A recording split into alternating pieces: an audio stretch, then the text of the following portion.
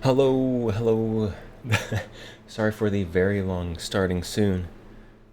I guess it wasn't actually that long. It felt like it was very long. Uh, just a little longer than normal. But hello, welcome. We're starting with a little bit of technical difficulties, but we're getting there. We're getting through it. So,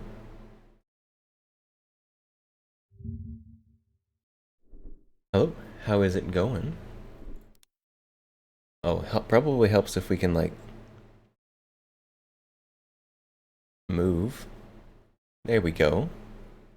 Hello. How is it going? Welcome. MXer, hello. Stalling? I would never. Especially not at the start of stream. That's crazy.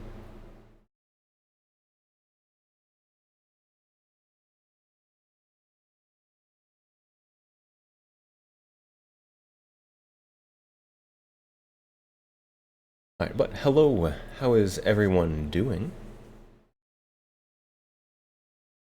I did during the starting soon actually, because pro streamer. Uh, I did post the schedule for this week, which I intended to do yesterday. But after stream, I went and I had dinner, and I was actually watching Gotcha's stream for a bit, and then I just fell asleep. I was supposed to get stuff done last night, but I did not. I was instead sleeping at like 7:30 p.m. like an old man, I guess. So I did not get the schedule posted like I said I would, but it is now posted. So, now that it is posted, I can now say what it's going to be.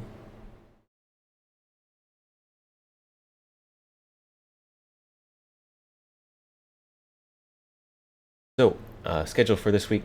Today, we're just chatting, hanging out. We got some guns out. Tuesday and Thursday are both going to be earlier streams, doing some Red Dead. Wednesday, no stream. Wednesday's the day off from streaming.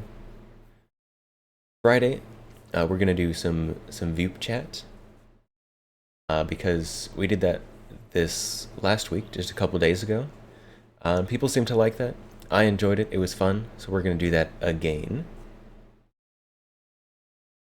And then Saturday, we're gonna plan on another just chatting, hanging out, guns, the usual. And then Sunday, very exciting. We're going to do gun building stream. Will be very good.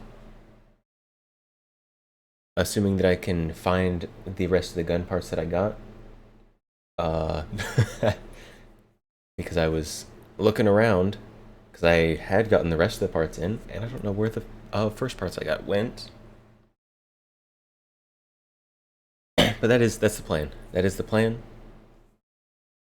I just have to find the pieces.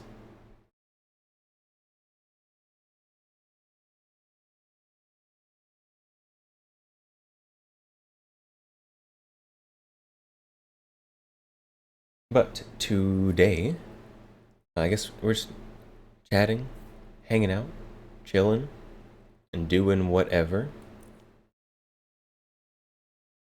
I did get, not horribly recently, but kind of recently, for my carry gun, which this is.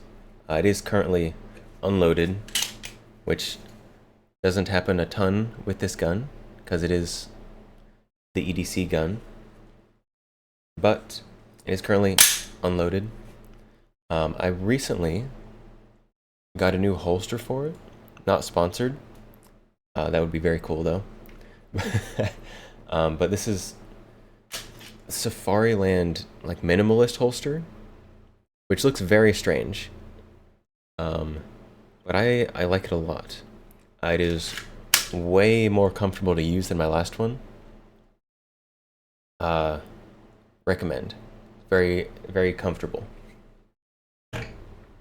And not sponsored, so no one's paying me to say that. We also have on the table today, we have got the Steyr A2. This is the medium length one. There's a shorter and a longer one. I kind of wish I had gotten the longer one, but this one is still very nice. And it was the one that was available and on sale when I got it. Very much like it, and it's green. Big positive. But very interesting, strange, unique about this gun is the sights. Let's see if we can, hold on. I don't need to hold that up to the camera. We can zoom in. Enhance. The sights on this are trapezoid sights. So, you don't have the standard just two rectangles in the back, one rectangle in the front. You get a triangle that you line up between the sights. Honestly, took just a second to get used to, but I like it very much. It is preferable if you want to take your time, take an accurate shot. But for just a quick shot, doesn't make any difference at all. And then we also have SKS with the pointy bit on it, because if you have an SKS and you don't have that, then you're missing out. But this is the Chinese SKS 56, I believe. It does say on here. Yes, Type 56.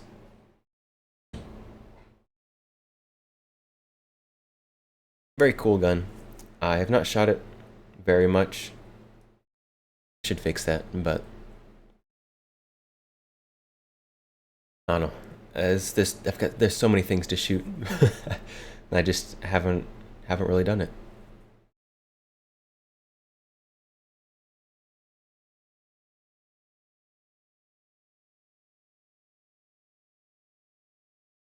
Well, those are the guns that we have got today.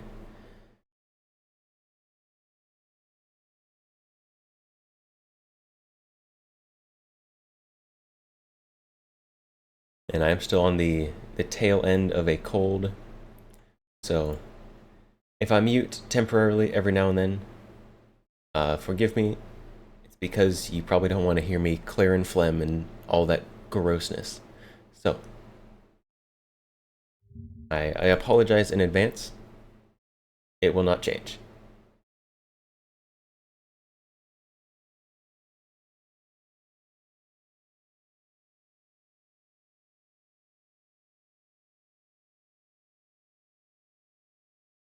Let's see if there's any new Palmetto State something? New Palmetto State something? Hold on. What is this? New PSA stuff?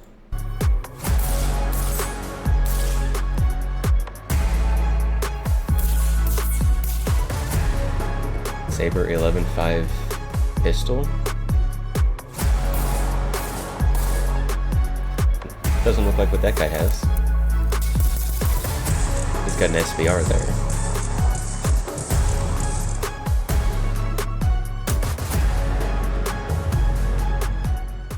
Hey guys, Cameron here from Palmetto State Armory, and today I'm going to be introducing to you the new offering from the Saber line. The new offering from the Saber line is an 11.5-inch 5.56 pistol that's going to come standard with an SBA-4 pistol brace that is in RAL 8000, a 9-position Saber S5 buffer tube, a rifle-length buffer spring with an H2 buffer. It's going to come with an RAL 8000 B5 pistol grip as well as matching trigger guard, a Hyperfire trigger with JP Enterprise springs, a Radian Talon safety, a Radian LT charging handle, a Microbest BCG, a new Magpul T-Mag, Our Saber QD rail, comes with an 11.5-inch 5.56 carbine length barrel that is finished off with a rifle speed adjustable gas block. This is the gun we shot in the video. We SBR'd this gun. It was easy to maneuver. It was easy to shoot. We were able to adjust it to our gas system with the Dead Air Lazarus between the rifle speed adjustable gas system as well as the extended buffer tube with the heavy buffer in there. It was easy to keep it on target at all times. The Saber 11.5-inch 5.56 will launch Friday, November 22nd. Partly, factory SBRs are superior because once I actually get a gun and it's not an SBR, and then I start getting lazy and it takes forever to actually do the SBR paperwork, which definitely, yeah, my fault, me being lazy, but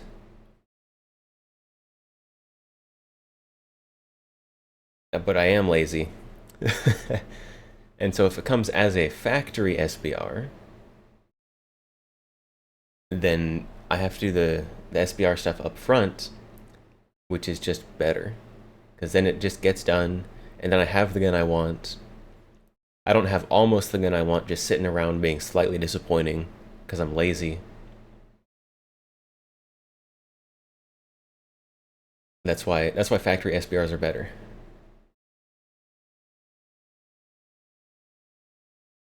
Also,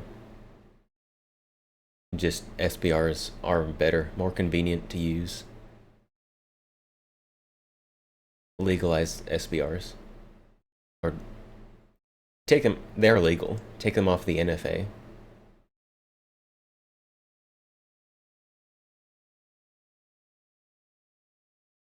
What is this? Rare guns at a flea market. This is probably not going to... Today we're back at the Raven. Let's see what this guy finds as rare guns. Market up in the Smoky Mountains. And stay to the end of the video. We stopped at a couple of thrift stores and yard sales that I didn't video at them, but I did buy a few items. I'll show you what I bought. Some pretty cool items at the end of the video when I go over whatever thing I bought. Axes and nonsense. Show me the guns. That's up good. I don't care about your green candle. Oh, there's some guns. There we go.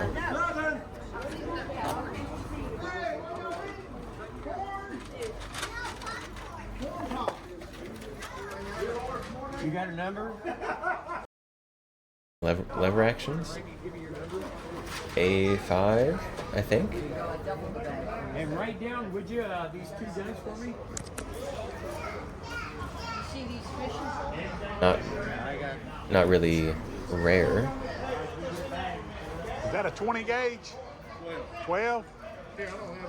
What you can... Hold on. Is that a 20 gauge? Hold on. It says 12 on it. Is this a 20 gauge? And write down, would you, these two guns for me? Ready? Hold on. Right there. It says light 12. Is this a 20 gauge? Is that a 20 gauge? 12? Yeah, I don't have nothing to write anything down. Well, that's my number. Like I said, I'm not no gun dealer. Okay. Once these are gone, they're gone. Okay, so this one number's how much? 15? Yes, sir. And that one is 12. 15 bucks. I'll take it. 1,500. I will not. Can I take a picture? Can we take a picture? Not mine. 22 magnums, 1971. 22 They're two right shot. Right. This is before. Really. All right. Okay, we're looking at First one random stuff now. I thought it was in pretty good. And this is really antique stuff. This was How much is the Pall Mall? I do back row on the very end. This is we're gonna see a bunch of FUD guns here. Oh, look at that! I haven't seen one of these in forever. Buy this for me for Christmas. The Streamlight, the pump handle light thingy. Probably has a real name. Not like this. All you need's a pump action shotgun, Sonny. $500 for a used this looks pump. Like some house protection guns there. Oh my! No, he said it. I thought I was making fun of him, and then he actually said it. These are your perfect house protection guns right here.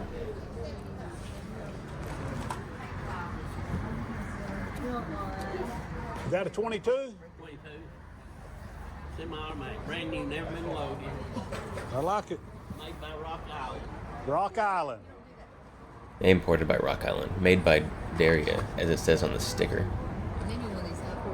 Where's our Ninja? It's somewhere. We got it still. And knives. Where's guns and knives? We can make fun of the knives, probably.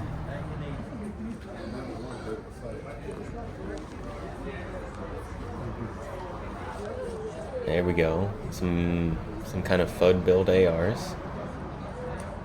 What caliber are these? 5.56. How much are they? 2,000 apiece. 2,000 apiece. Buy me one. How much a piece? 2,000 a piece? Bro. It ain't no way. No way. I'd rather have one of them. I'll get that one and you get that one. 2,000? How old is this? Hey, look at that 2 weeks shotgun ago. with that big clip. There's no way. Put shotgun shells in there?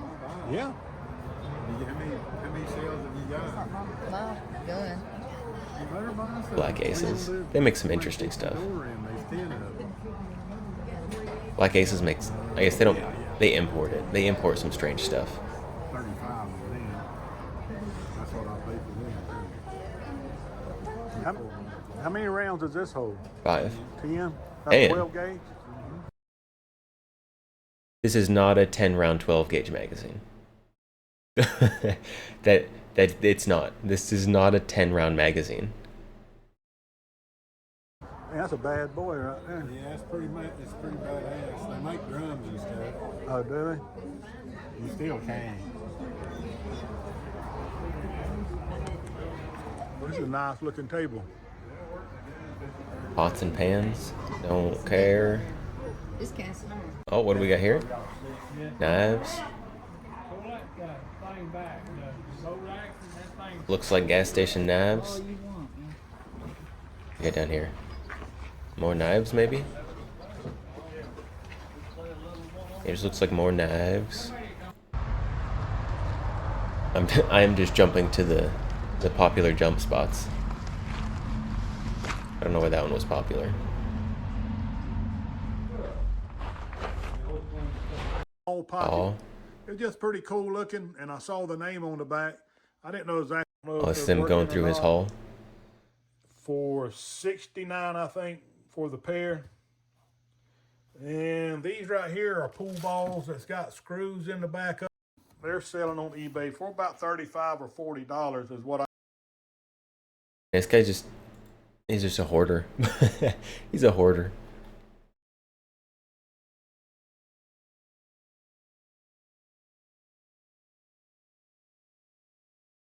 Alright. Let's go find that Black Aces Tactical. 10-round magazine. Uh-huh. Let's see. Shotguns. We need the mag-fed pump shotgun.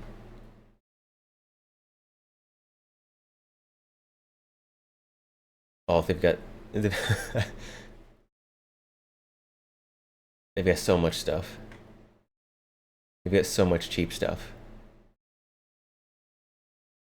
I wish you would have asked that guy in the video how much this thing would have cost at the flea market gun show.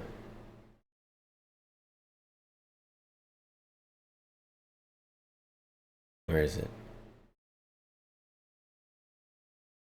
Oh, they don't have it anymore. They don't have it anymore. No! Apparently they're not importing them anymore. Those weird mag-fed pump shotguns.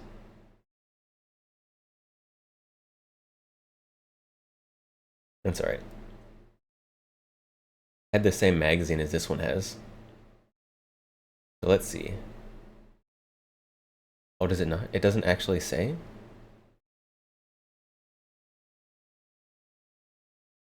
Doesn't say how much it costs?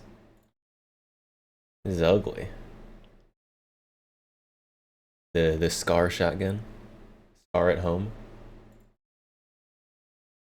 Product. Pistols? They do pistols? Sky? Wait. They're just selling Sky pistols. That's boring. They also just... Now, why do they import their own shotguns, but then also sell Sky pistols? Why? Why?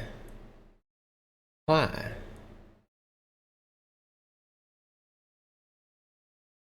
I have almost bought one of these before, I'll be honest. These horrible, cheesy bullpup shotguns. I've almost bought one before. Just purely as an impulse buy, because they run clearance. It's definitely a purchase I would have regretted. But for a cheap bullpup shotgun, they do look pretty good. This is the one I almost bought. The one that doesn't have the nonsense on the end. Very, very sleek. Ejection. Glad I didn't buy one of these, but I almost did. The sale it was on, I probably could have sold it and not lost money, but would have had to go a lot of work to have the same amount of money that I started with and not have a gun still.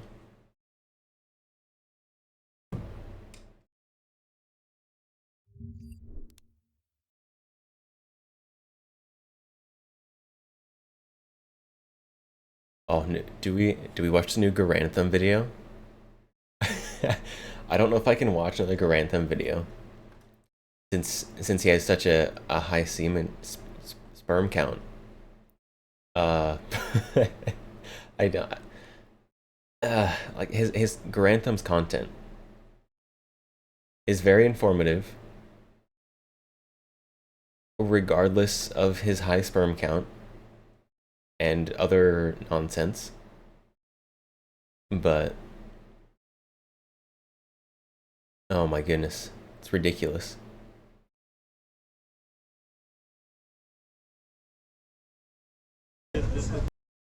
Largest illegal gun market? That's a video we have to watch.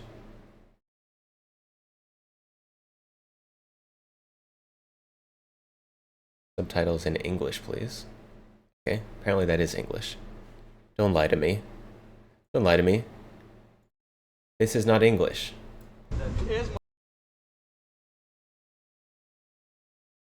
Alright. Much as you want, like not a limit. 20, 100, 300 guns. Do you think that they sell guns outside? Oh, what do they got back there? Tokarev? Is that a side on the Tokarev, or is that something behind it? Cannot tell. Glock. Maybe off-brand Glock. Other things I don't recognize. Very few, because they are manufacturing not that much, like as a factory. So only they are selling for Pakistan.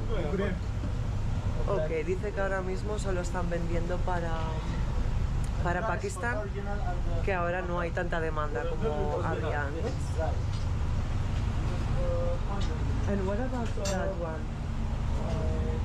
What do we got over here? We got some AKs, little AR pistol, $1,500. couple AR pistols. What about that one? They have a brace on it. Construction. Ah, they are making. Uncolored, yeah. Okay. Okay. Why do they have a brace on it in Esta es la Pakistan? oh my god. Esta es la pistola que Osama Bin Laden solía usar. And what's this? This is This is a machine gun with a belt machine of gun. guns. Oh. Ah, that one. Es una metralleta, I think, in Spanish. I'll take it. Qué loco. Man, all that you need to have all the guns you want is a little bit of crime. This is for not too small. Do not condone crime here. 5.56. Yeah. What's that? What's that? Bullet. Bullets. Small And nut. this? Small nut. To carry the gun? Look And at how that. much Look at is that this one? contraband saw M249. $2,000? Oh, this is the expensive, the most expensive. Because $2,000? You're telling me I can get a an illegal, fully automatic, belt-fed M249 for a fifth of the price as it cost me to get a semi-automatic one here? The world's not a fair place, is it? I'm so sad. Because it's original. Oh, okay. This one, okay. Esta es la arma más cara que tienen aquí. I'll take it. I'll take it. Oh, what's this? making marking Making what? with laser writing. Okay. Oh, laser engraving. The Fancy. name of the gun and... Yes, serial number and everything. Oh, wow.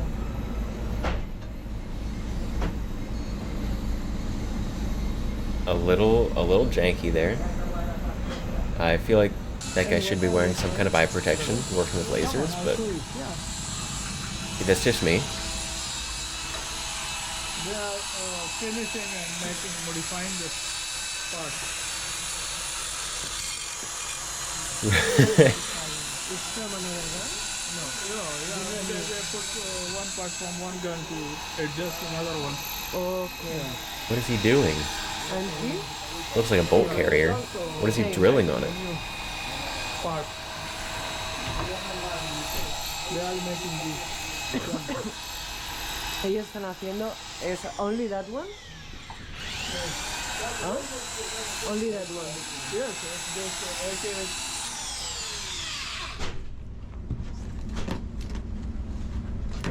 What is that guy doing to that bolt carrier? Oh, mirar el lugar. A ver, let me record this. What is he doing? Check fire. check fire. Test fire, test fire. Ay, Dios mío. Come on. That thing's definitely gonna explode at some point. He's gonna shoot. Wait. No way. Hostia. Qué susto. Desktop. He did a desktop. They are testing guns here. It's too hot. Ah, it's hot. Okay. Mirad dónde. Hostia. That is kind of neat. I want one. And we can do desk pops. Las balas de la metralleta son $1 una bala. They have two functions. Belt, magazine.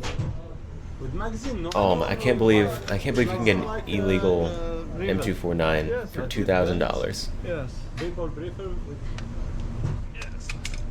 Meanwhile, me as a good law-abiding citizen has to pay $10,000 for a semi-automatic one? Yeah, it's too fast. That hurts. Yeah. Ridiculous. Un bizcocho.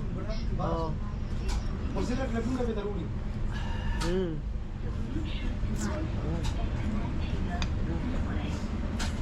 Realmente bueno. Guess they're eating lunch now. O sea, mirad esto. Dios mío, cómo pesa. Bootleg So is this ACOG? American, you said? Yeah, this American. Esta es americana. Or just is American? And how much is this? This more than $2,000. More than $2,000? Yeah. La hostia. Más de 2.000 euros. The scope is very good. Sí. Okay, so take audio for this. Oh my goodness. Yeah. Stock's not even on her shoulder. He's definitely pointing it at that guy. I'm pretty sure. Like video game. Look at this. Sí, sí, las sensaciones de videojuego.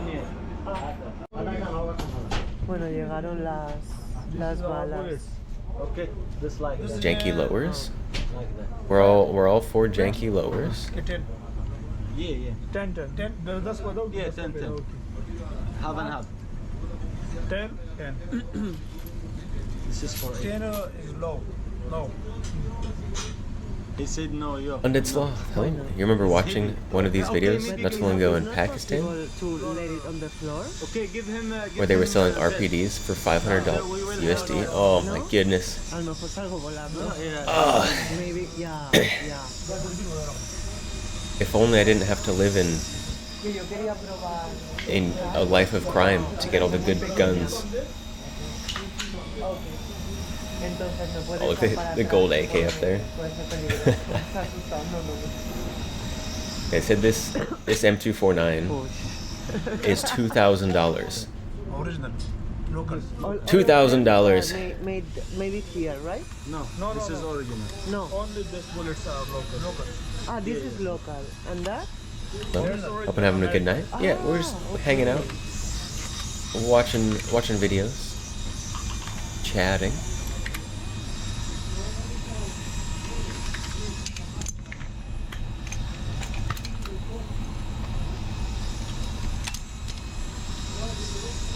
I want the $2,000 M249. This belt or with Oh my goodness. That's from where? Russia. That's Russian. Russian model, but they make here. Ah, okay, that's a copy. 10 belt. No? 10 with mag. No, belt is better. Esa es. Planning a trip to Khyber Pass. We're gonna have a VTuber meet and greet in Khyber Pass. It's If you don't have موجود هنا. German? No, it's American. I don't know if this is actually in Khyber Pass. It's Pakistan somewhere. I'm pretty sure. Bueno, pues nos vamos a luego. Oh my goodness! Somebody get that animal some food. You can see its ribs. Lugar donde prueban las armas. Y todo esto que veis por aquí, todo son tiendas. Tiendas y fábricas.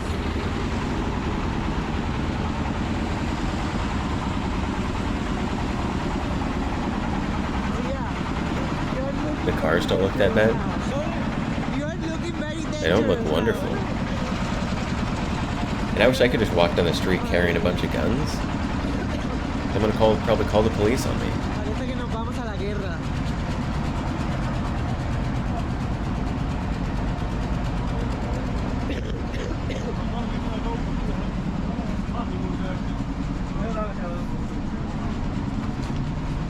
This looks like a Call of Duty map. Okay.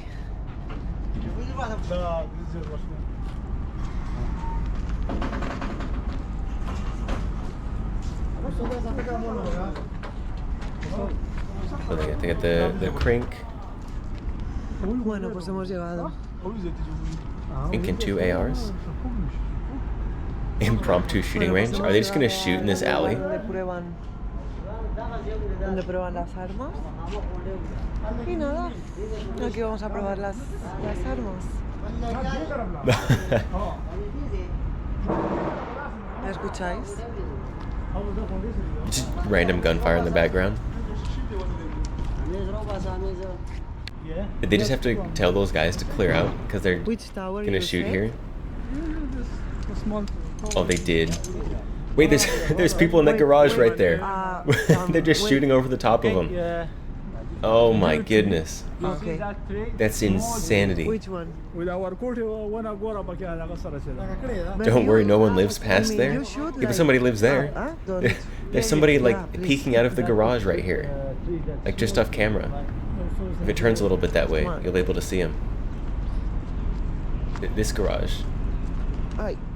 Maybe the next one? They were there just a second ago. What?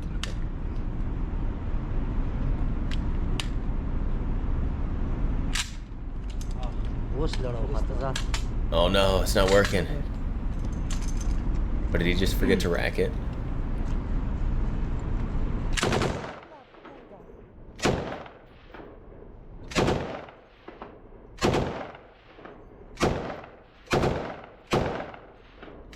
my goodness. Hey, is that someone sitting down? Or is that... I don't know. It's fine, they're just gonna shoot at the hill. I mean, if there wasn't a building with people in it right there, that'd be fine.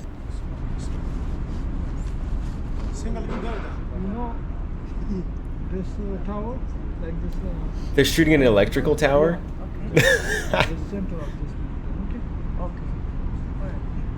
Same place, same my target. Jennifer, same my target. Try. No. Here, huh? Oh, they're teaching her how to imagine this is the first place you learn how to shoot a gun. Oh my goodness. Now stand like this. Like this? Let it one Finger on the trigger. What is the target? Wait.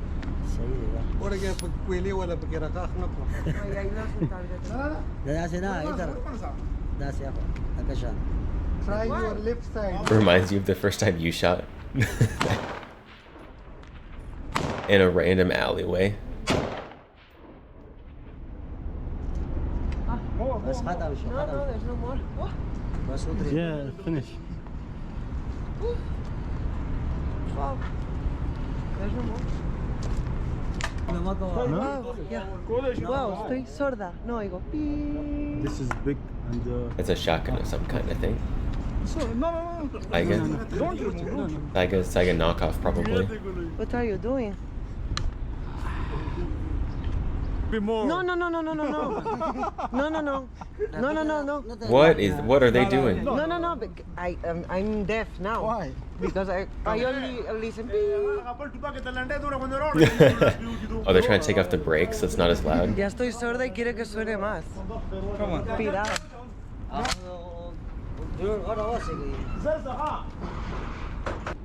See target here, and this. And Okay, hi. I might. This one leg. No, this No? leg. It's like this? Yeah, like this. This one. An AK. Uh-huh. The barrel doesn't look thick enough for it to be a shotgun. This AK-101. This big bullet. It looks like it's got... Well, I was gonna say it looks like it's got more recoil, but look at that shooting stance. Anything's gonna look like it's got a lot of recoil. It's gotta be 5.45 with that magazine. That magazine curve. Bueno, ya me queda sorda definitivamente para toda mi vida. Am I gonna get any ear protection? If the E is good, it means your hearing is good. Your hearing's getting corrected. Yeah, that's what that means. Guns and Knives, hello and welcome. We're currently watching a bunch of Pakistanis shoot random guns past a building with people in it at a hill. Is this the Taliban? It's Pakistan somewhere.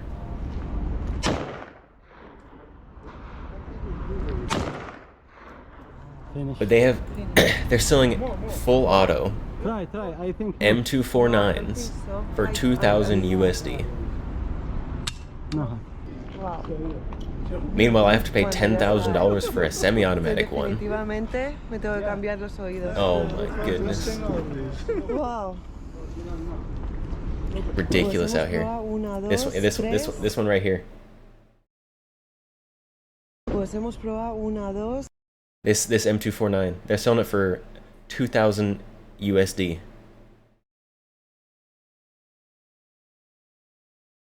It is a full auto for a fifth the price that I have to pay for the neutered version. 3, 4. I'm so sad.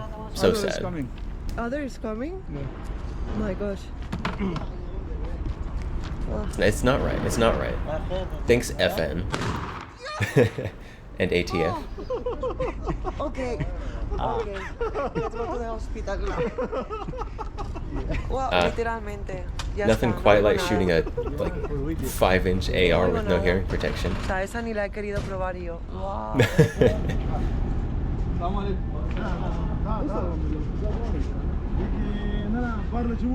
They got it at a discount. Yeah, they do have a 100%. Oh. They're making all the profits. All $2,000 is going towards them.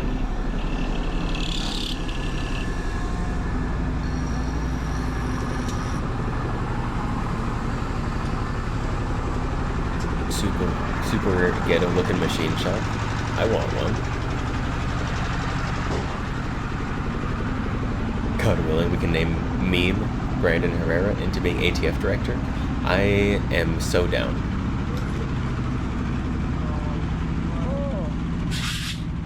Oh, this guy's making bullets?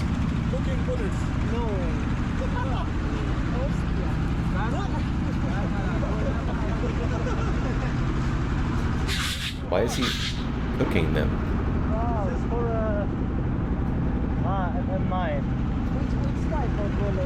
What is going on here?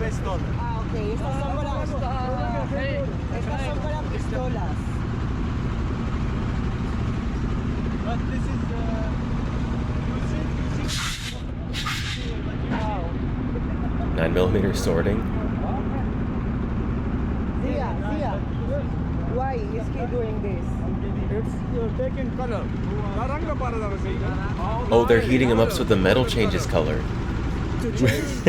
Golden color, yeah. It's color. It's crazy. Okay. Yeah. Fire. Okay, esto es para darles color. Taking color from powder.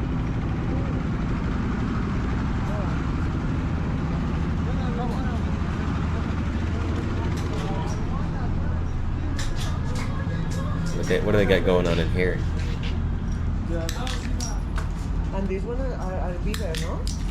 They are making the cartridges. The what? Oh my goodness. This is for which type of gun? yeah, they're 7.62 by 25. Pistol for the pistol. They're, oh my goodness, is he loading them with a hammer? And they are packing. Yeah, okay. Estos aquí están metiendo en las cajitas. Wow. Who needs a press? Just get a hammer. It's close enough.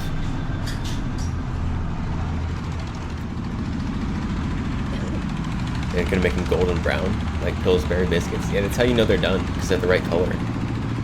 And then you can hammer them in to the casing. Oh my goodness. Tener en cuenta que es el mercado más grande de armas del mundo.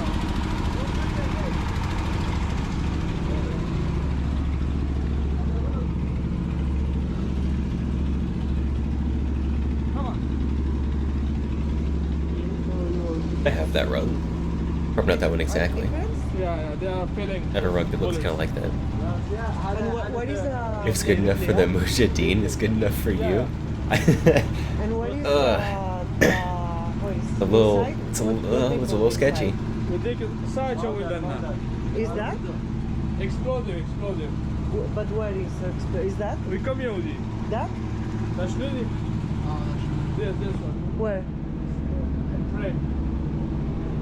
What, this? Yeah, this is Gunpowder? They print this. Inside The rug ties the room together? It does. Only this? That rug. Hostias. Dentro de la... That rug is carrying that room. Meten esto es el explosivo. AK bullets. Bolt. What's Oh, the this? bolt carrier? AK-47 parts. Okay. Fashion for parts. So esta es Alright, una- chat. Do you trust this AK bolt carrier? Is this... Do you trust this? Do you trust your life to this AK bolt carrier? I would probably trust it more than the bolt carrier inside of Visca. This is where you get a little sketch. Being around. Be looking up. Really hope this isn't a target. Yeah, I feel like this could be like carpet bombed any second. You trust it more than a Century build? Yeah. I wonder... What's the legality? If I were to go on a vacation, you see, like a nice sightseeing vacation, and I happen to come across one of these, or, you know, other parts, like a handguard or a stock, or not a receiver, and anything but the receiver, can I bring it back? Because it's not a regulated firearm piece here. Field trip, anyone? Oh. Go get some bootleg AK parts.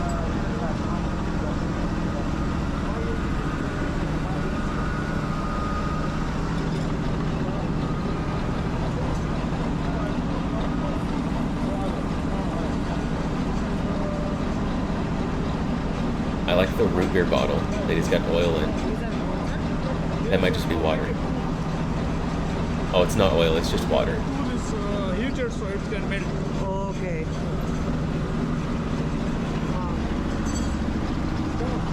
How many people do you think there is working in all this area? I need a translator first.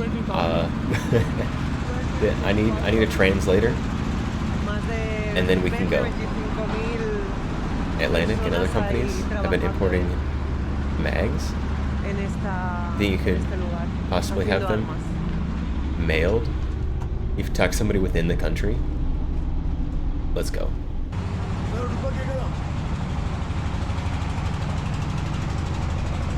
You get to the customs officer, who's an Afghan war veteran, and knows exactly what I'm trying to sneak through. This is very old, from 18th century. Oh, what are these called? There's a specific name for these. I can't remember it though. They repair and make it like new. So this is new also? No, they repair. Yes, I mean, no, this... Yeah, this new. Okay. They repair this. And clean it and... how old is this? Jezzails, that's what I was looking for. It's from 18th century. Wow. And this, not a firearm? Can I have it? And was same? Or with bullets? No, they put stones and different things, yeah. Stones. Wow. I'm so jealous. We need to increase our Pakistani viewership so we can get connections. We can bring in the good stuff. It doesn't have a fixed price. Like it depends on how quality it is and how old it is. Oh, okay.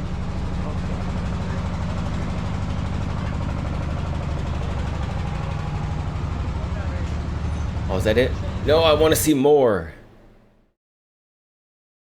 I want more.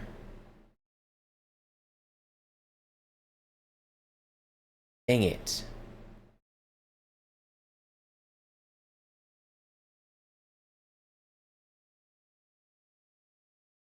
Where's the part where they said the price of the M249? Right here? Es una metralleta, I think, in Spanish. Qué loco.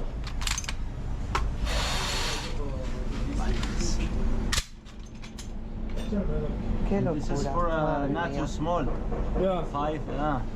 5.56. Yeah. What's During that? Soviet Afghan War, some Jezzails were being fired at the Russians. Bullets. Used during the Anglo-Afghan Wars, the 1800s. That's awesome. The gun? And how much is this one? How much is this one? $2,000. $2,000? Or this $2,000.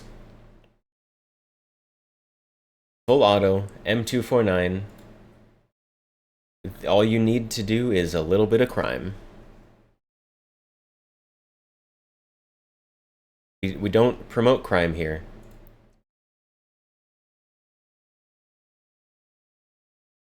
However,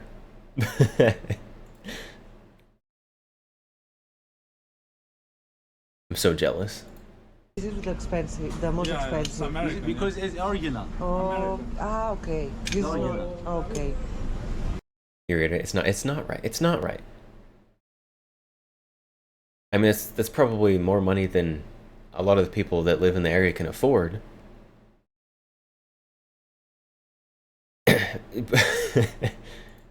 But $10,000 for the legal version, and they can have the illegal one for $2,000.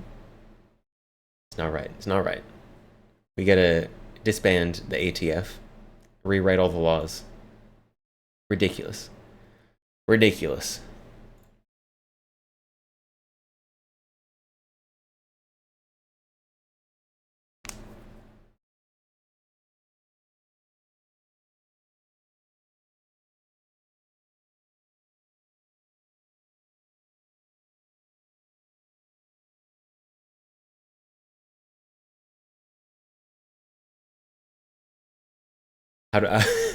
How do we increase our Pakistani viewership?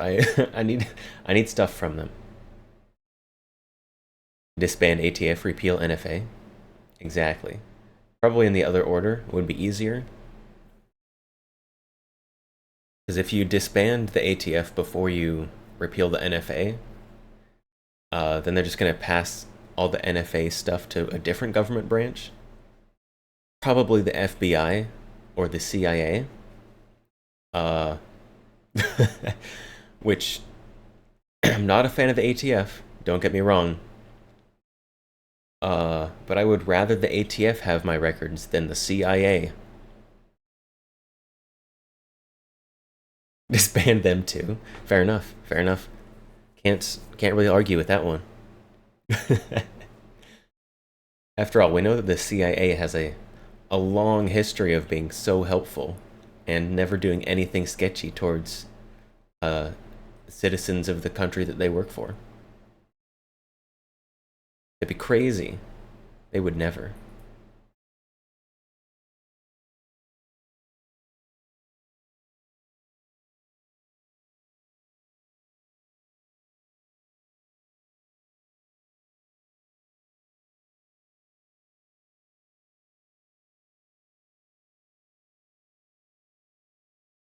What is this? What is it? We found something else.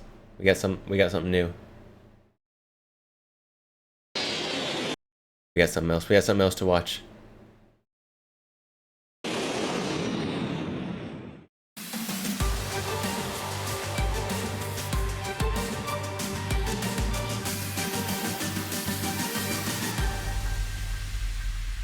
All right.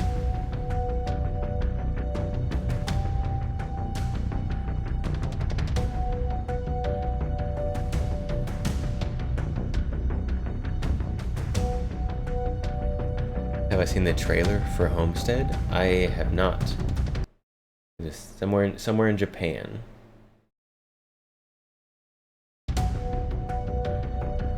Kudasai.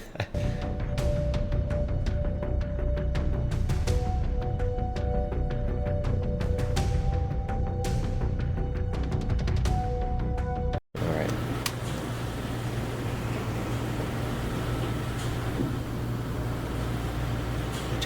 Checking out weapons. Safety checks. Maybe checking in weapons. Not sure.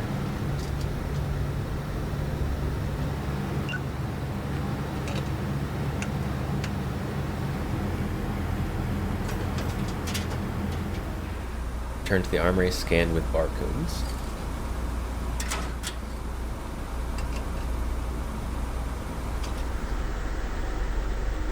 Oh, look at all those.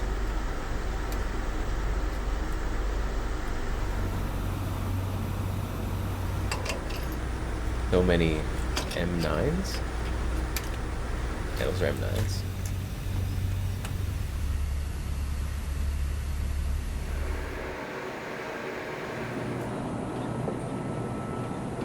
I wish I had as much money as the government to spend on guns.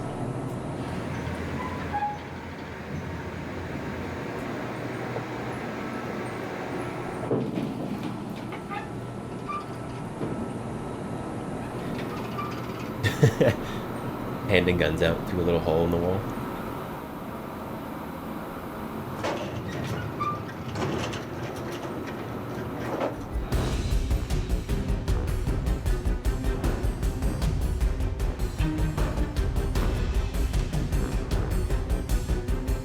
Oh.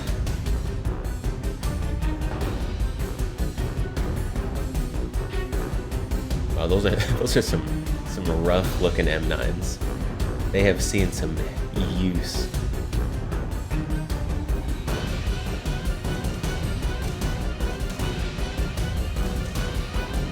I do know a guy who used to be an Air Force armorer. Got some crazy stories.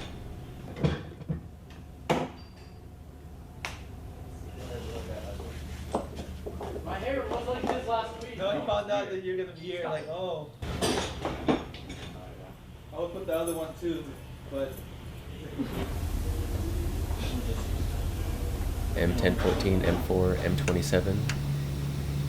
I'll do one of each, please. One of each. Maybe two of each.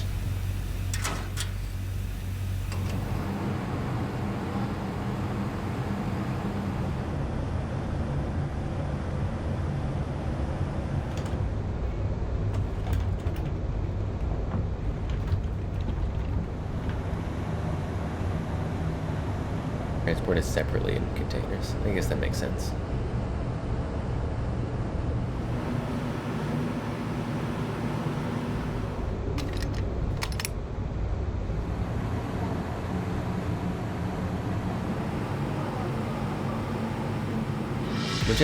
Majestic Potato, hello, welcome. Currently watching this video of U.S. Air Force arms room. Oh, M2s.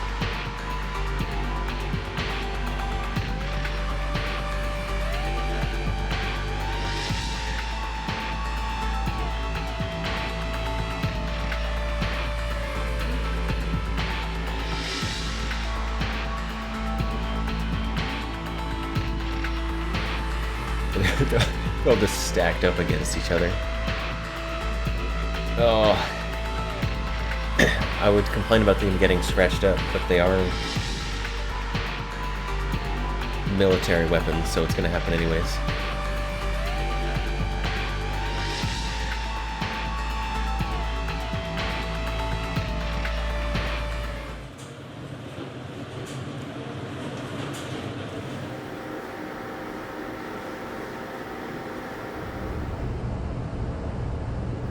Finest details on how to repair certain weapons. Yep. all the fine details on repairing an AR. Okay. Well, that part looks a little more fine.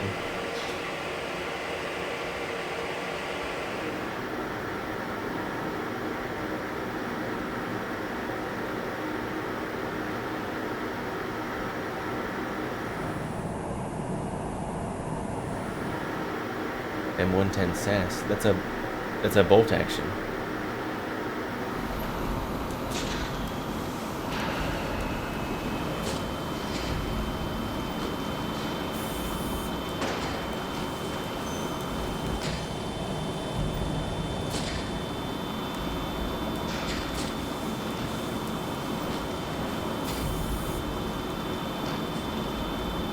Oh, they're firing it with a button?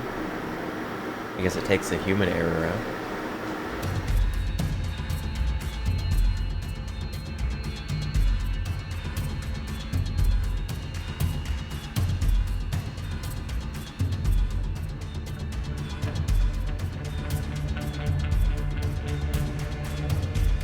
What are those?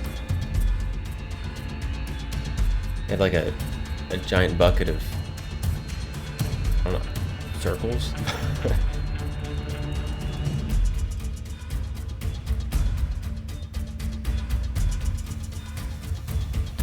Those ones, what are those? Tell me what those are. Probably like spent launcher somethings.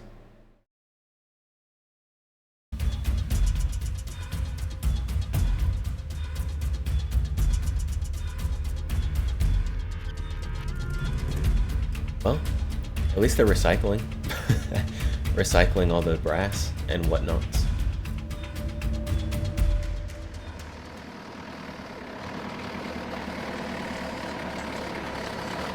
move to areas where they're deformed, maybe they're not recycling.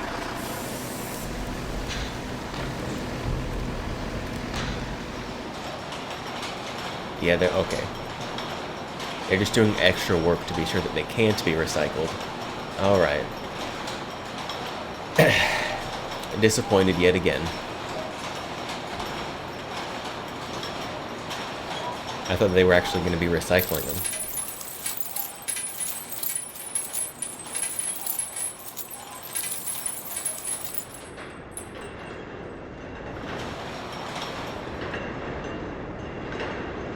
Good old government waste, yep. There's some brass goblin at a range somewhere wishing that he could reload all these. Meanwhile, they're just intentionally destroying them so they can't be reused. Ugh. Love the military.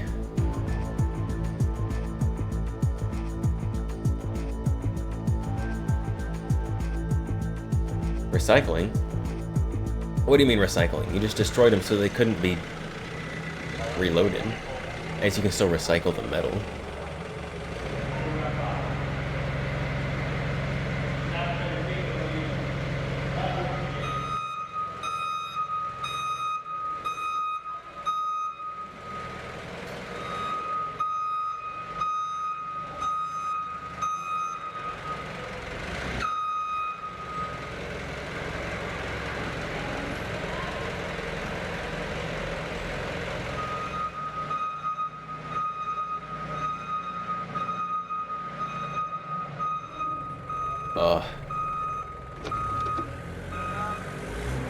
Respect to all the military guys, but dealing with all the various rules and whatnots around all this would be so difficult. Not because it's like, just because it seems so tedious. It seems so tedious and awful. So there's certified forklift operator plus hazard pay.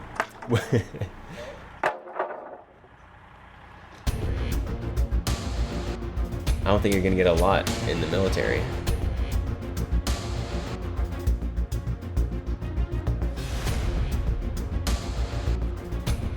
Tanks? Tanks?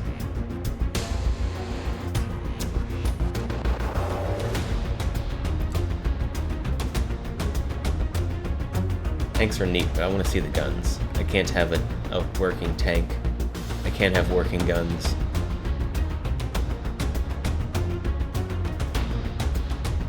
Tanks on an Air Force base? Yeah?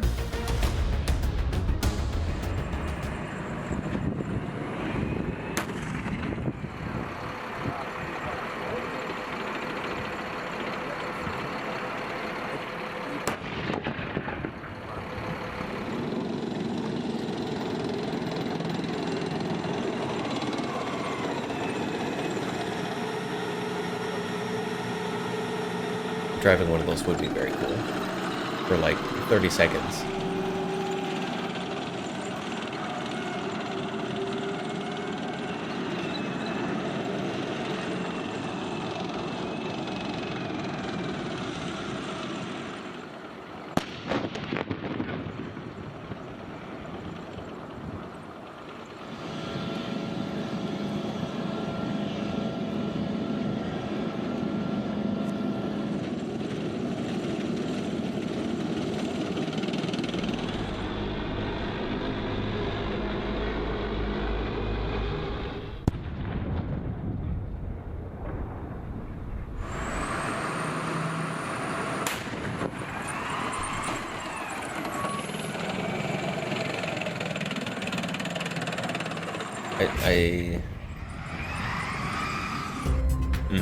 Tanks are cool.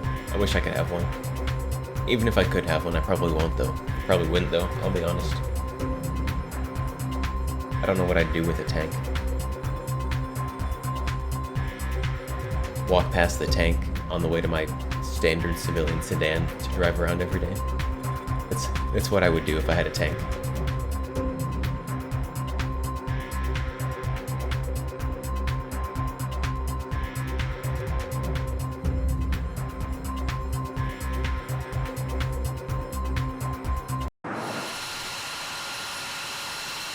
There's the cool stuff.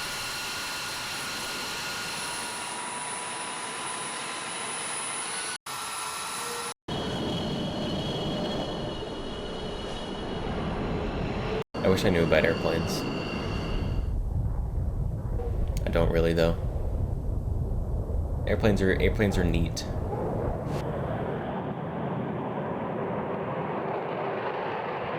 Wait, what did it just say? After takeoff, the landing gears were retracted quickly to improve aerodynamics and to make it stealthy. That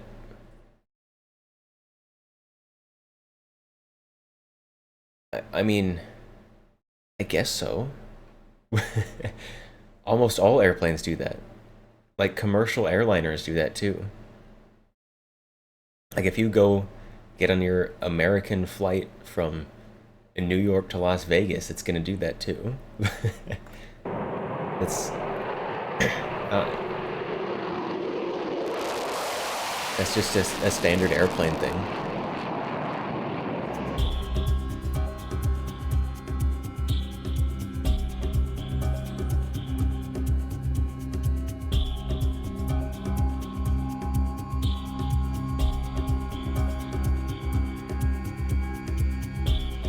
F-22s are a marvel of science and engineering.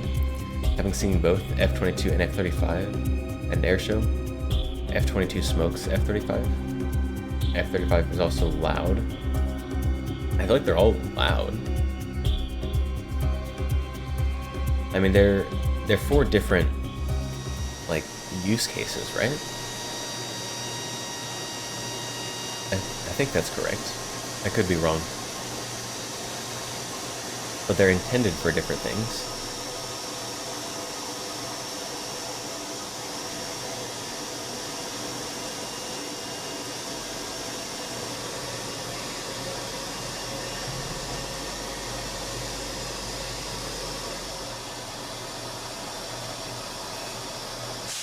Parking that inside an airplane would be a little nerve-wracking. I'd be afraid I'm gonna, like, nick the side of the airplane or something.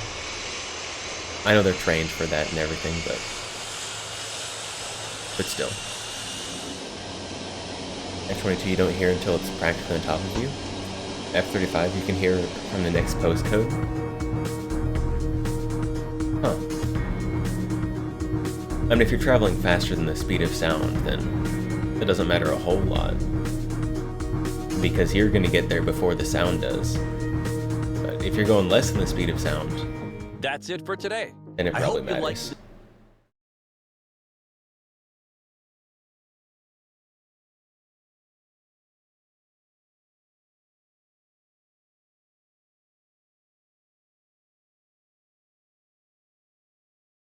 Watch the trailer for Homestead. What is Homestead? Movie, I assume.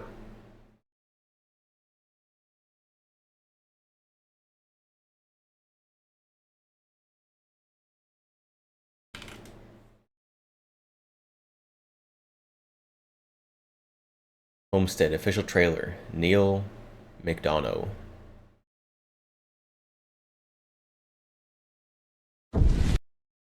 What is this? What is this?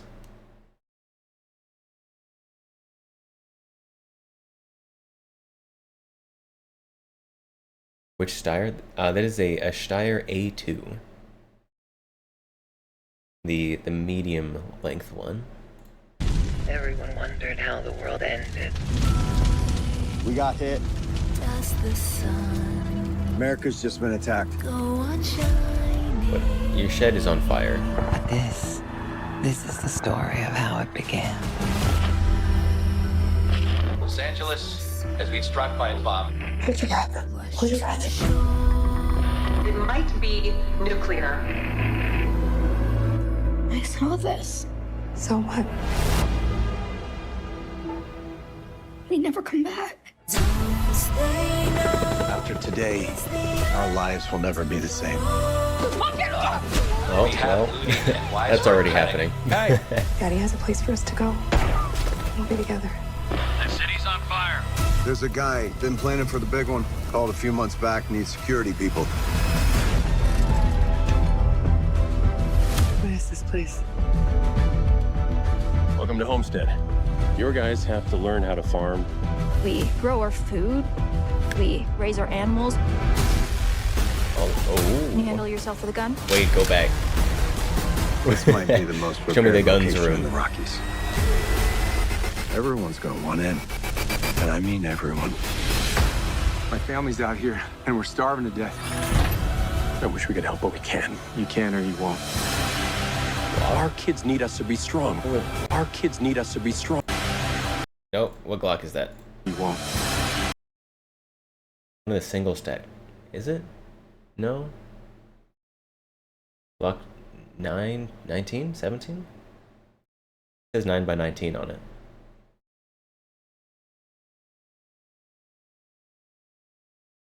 Your dad is heavily into the prepping lifestyle. Reasonable. Oh, the ads are going. We pause it and wait. Where are we? Minute 27. Where's the guns room? It just showed for a second.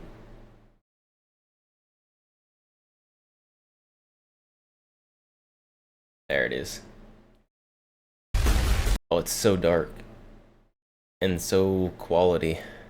Apparently we're 1080. What have we got back there? Looks like a bunch of FUD guns, actually. Got some revolvers. These ones got like a MG3 or an MG42.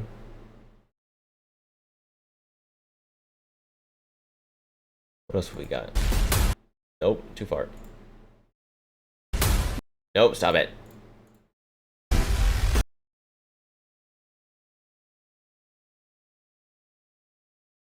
Unidentified AR of some kind. So dark and low quality. I just want to analyze it. Bunch of bolt actions back here. This is supposed to be like a a big scary gun room. And like they've got a couple things right in the middle. But like it's not that impressive, I'll be honest.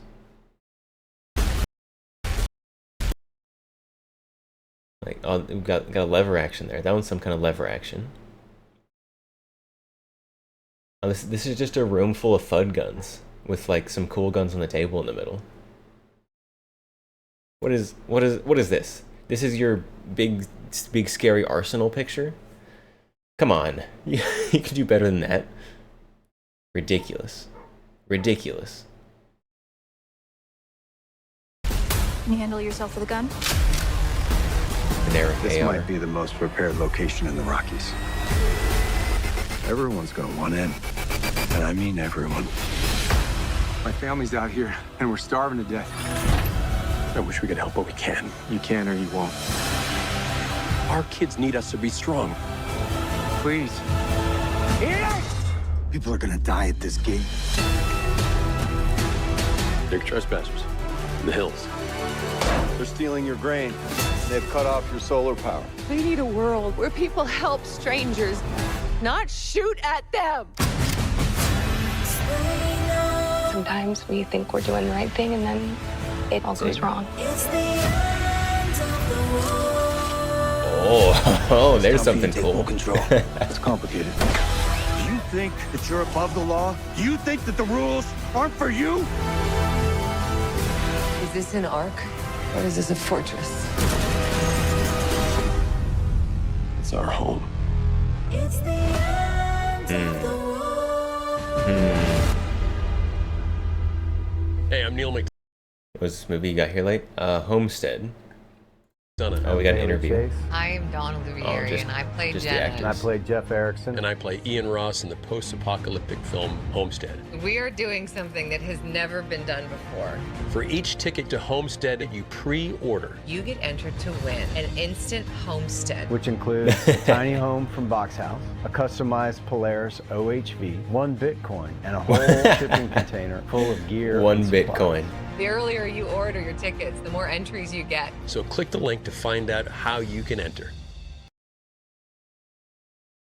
I mean, it looks like it has potential. Tell for the gun. This might be the most prepared location in the Rockies.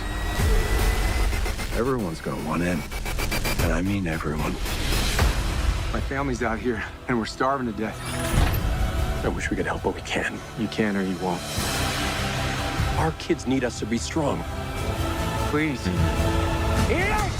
People are gonna die at this gate. I mean, post-apocalyptic. The hills.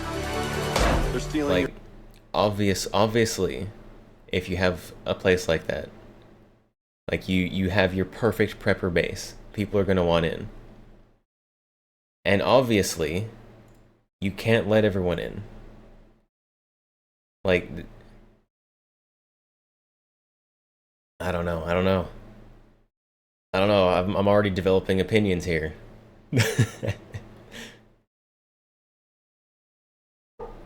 But yeah, I mean, they didn't really establish it very well. Like, they had like a couple of shots of like Los Angeles, just like normally, like Los Angeles from the 80s. It was just like the city but orange, and they're like, oh, post-apocalyptic.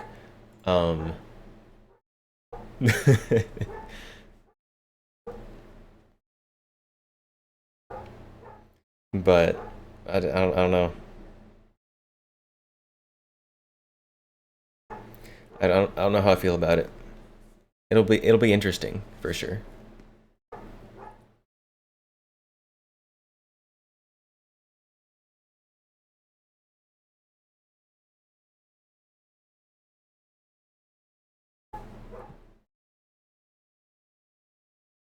Crazy, yeah. You're of the opinion that if people are just looking to take and not contribute, and they aren't interested in keeping society alive? Exactly. Like, end of the world situation. You have a place like this. Like, it sucks. But, like, you have to be selective with the people you let in. Because otherwise everyone in is gonna slowly die. Like, everyone has to have a purpose and a job. You can't just let everyone in for like a Thanksgiving get-together party or whatever's going on. Like, it's I don't know. It's not gonna work.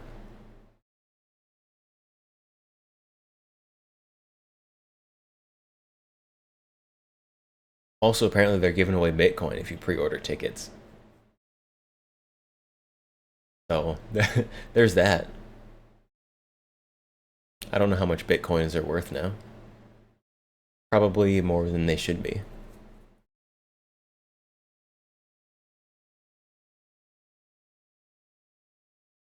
They'll shame you for preparing for stuff and ask you for their share. Happened when your family were the only ones with electricity during multiple hurricanes. Yeah. If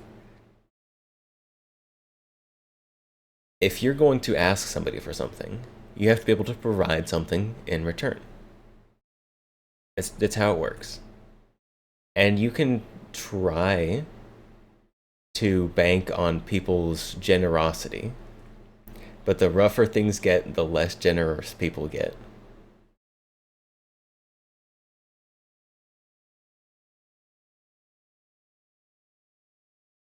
Your parents had multiple generators for situations like that? Very nice. Someone doesn't prepare in the good times, it's their fault? Yeah. I mean, I'll be honest, I am part of the people not doing the preparing. I'm gonna be completely honest. However, I also wouldn't be entirely useless in an apocalypse, like SHTF situation. Like, as long as I didn't like die instantly, it'd be fine.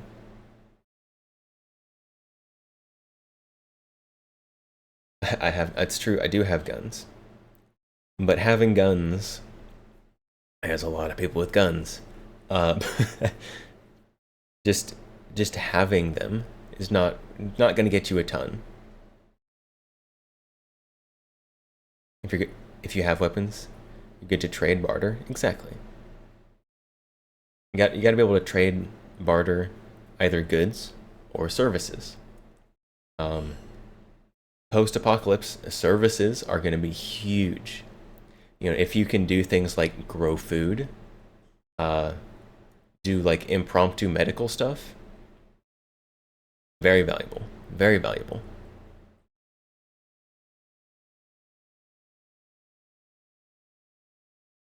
You need to have some 5-gallon food-grade buckets of rice and beans on hand for disasters. Maybe, but I don't.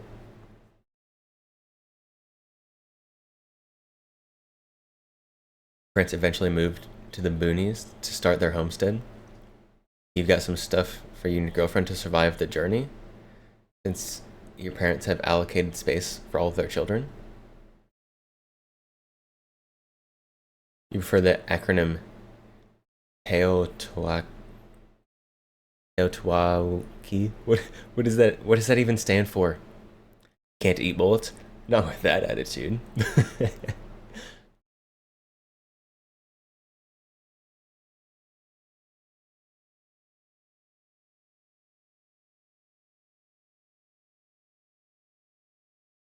The end of the world as we know it. Isn't that like an 80s song?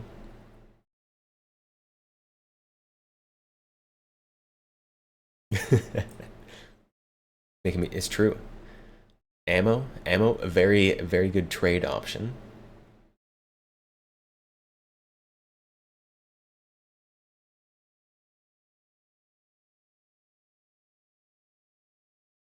But the rough part is, and should the world descend into such a state, which hopefully it does not. I think the likelihood of it devolving this far is very unlikely. But should the world devolve into a state where everyone's fighting for resources and the government hasn't completely collapsed and all this nonsense,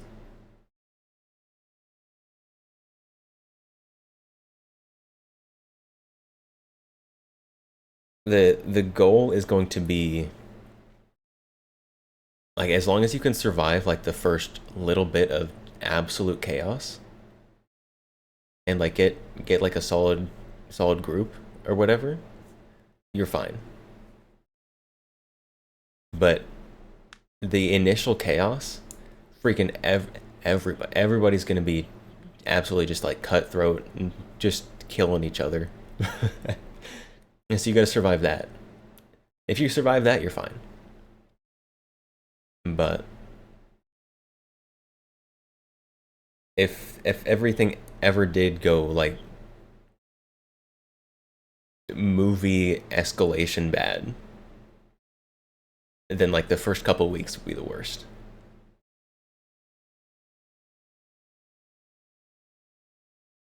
Economics proof items: bullets, alcohol, drugs, water, and food. Have plenty of one of these, and you'd be able to barter to agree. True. Also, skills, like medical skills, livestock, and like gardening, farming skills. Very, very good.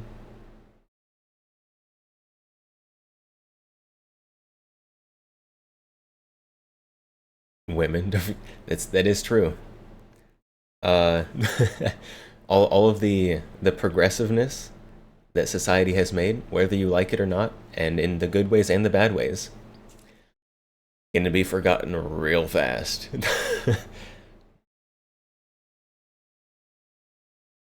It's all gonna be gone. Have a robust compost pile for getting rid of bodies.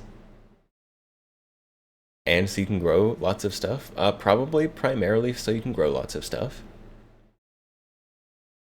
Because some parts of bodies, like bones and hair, don't actually compost very well. You have cartons of cigarettes. For that purpose, you don't smoke. You are truly getting into the prepper mindset right there.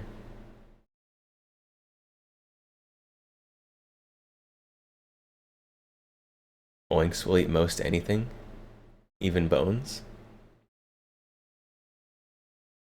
Do pigs actually eat bones?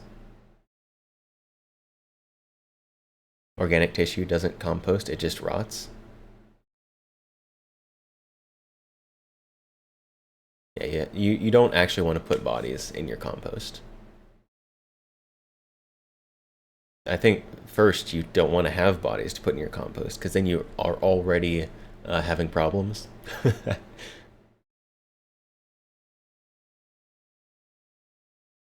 Reminds you of this part in the movie Fury, when they're driving past German refugees, and one of the soldiers says to the new guy, yeah, when things get rough, everything gets rough.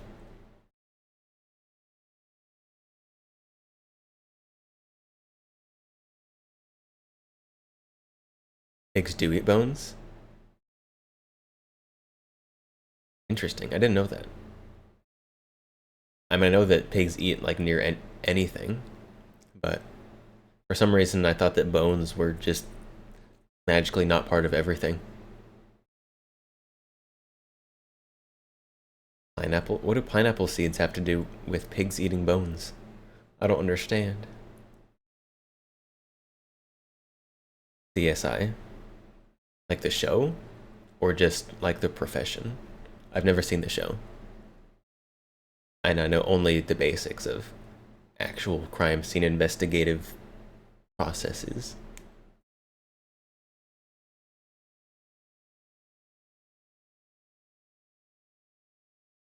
Yeah, for everyone doing all the prepping, getting all your prepper stuff ready. Don't forget the most important thing is to be physically prepared. Because once everything hits the fan, it's too late to start building your cardio. It's too late.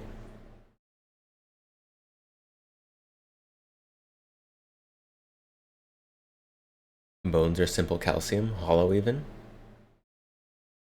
Yeah.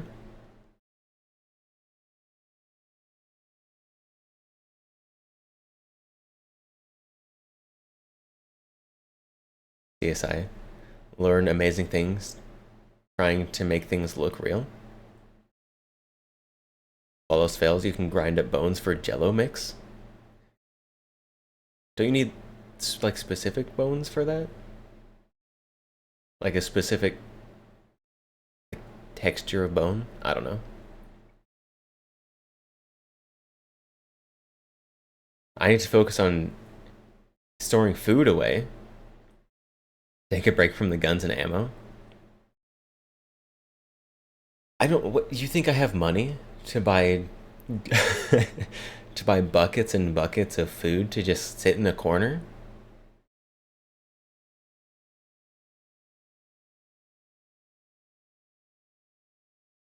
£6 per square inch, break any bone? I don't think that's quite true, because different bones are different strengths.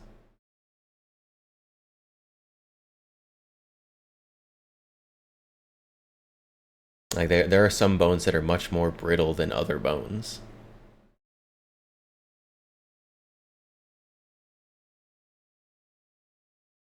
Yeah, a femur is way more robust than like another bone.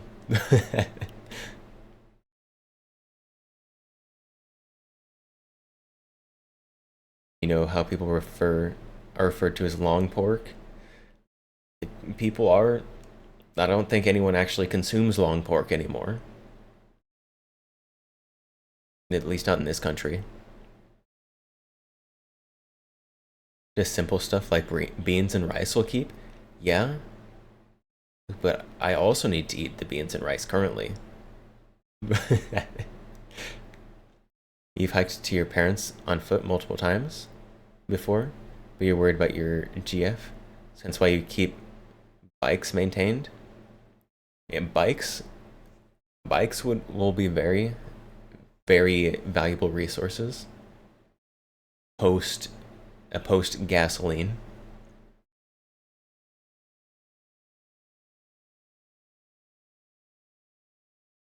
Up bone fragments look like pineapple seeds. Interesting.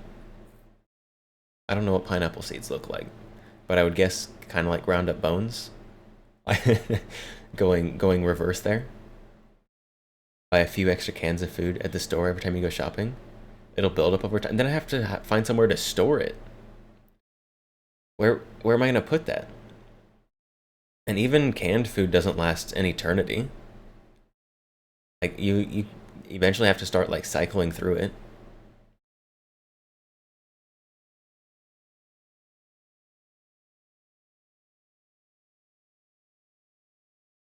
Old mobster saying about disposing bodies at a pig farm. Interesting. Beans and rice are amazing, easy protein, easy to prep. Just water and campfire. I can make some pretty good beans and rice. Like beans and rice and like just a little bit of meat and seasoning, obviously. You can make a pretty hearty meal. In the pantry, in a closet. Or I could fill all those spaces with guns and ammo.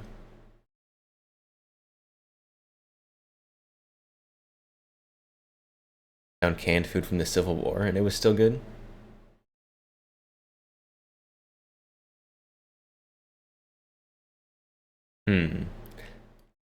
And I know they found like pickles, like canned pickles that have been around for like ever that are still good.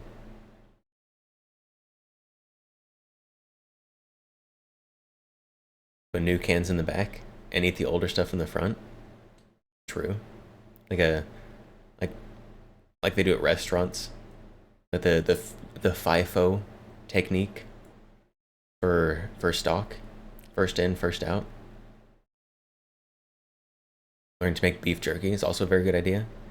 Can last for a good time if you store it properly. I do know how to like can stuff in like jars.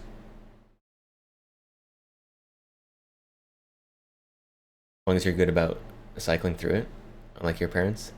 They've got an entire spare room packed with cans, half of which have been expired for a decade at least. Yeah. And even if they don't like technically like spoil, like if they're in like the metal cans, they start like tasting metallic-y. Like I have had stuff that was in a can for way too long and like it was fine. Probably wouldn't kill you, but it like tasted metallic-y. PM06. Very cool little subgun. Stepmom gives you beef jerky made 5 years ago. Beef jerky, if done right, can go for a long time.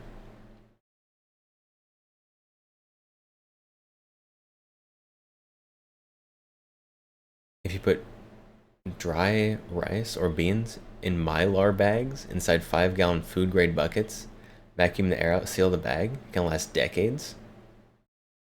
I don't even know what a Mylar bag is. They're like just like a different brand of Ziploc, different brand from Ziploc. Adds flavor. I love the flavor of tin and steel. Yummy, yummy. Watch along History Channel program after Armageddon. I've never even heard of that. Is it on YouTube?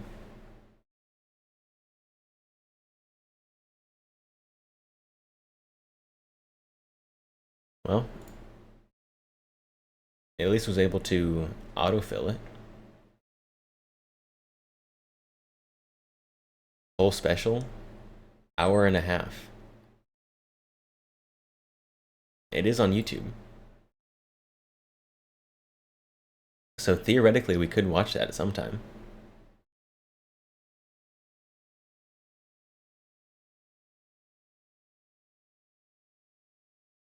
You have it on a physical disc? Well, so I was checking to see if it's on YouTube. Because if it's on YouTube, then we can like watch it on stream, right? But if you have to get like Netflix or some paid subscription to be able to watch it, then not really.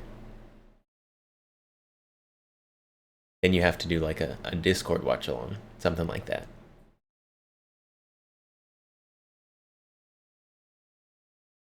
God save me in the apocalypse. I wouldn't thrive in the apocalypse, but I'd be fine. Like I know people and I can provide reasonable skills. I wouldn't be like one of the people stumbling out in the middle of a city who's completely useless without the internet. Like like not gonna throw shade on digital artists because I am VTuber, kind of rely on them a little bit. But if your only skill is digital art, you're gonna have an awfully hard time in the apocalypse. This is Mr. 5W35. Alright, hear me out. In the apocalypse, 5W35 will work perfectly fine.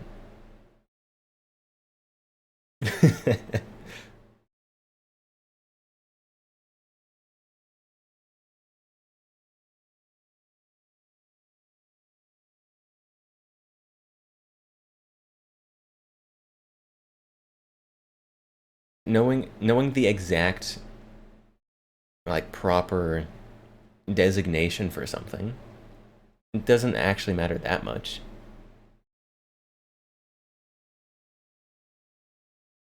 As long as you can get something working at the end.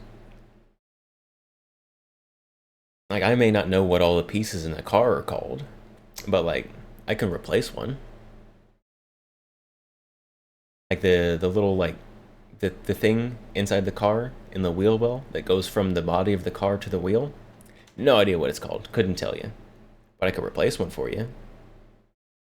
Not for free. It would suck.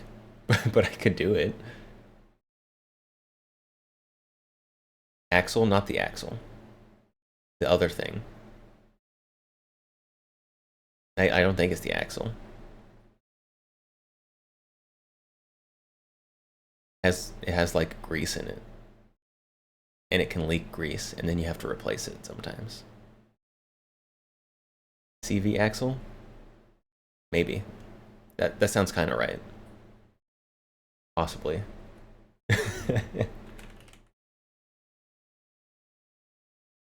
Yeah, it's that one. Yeah, it's that. Yeah, that's what it looks like. I can replace one of those if I really needed to.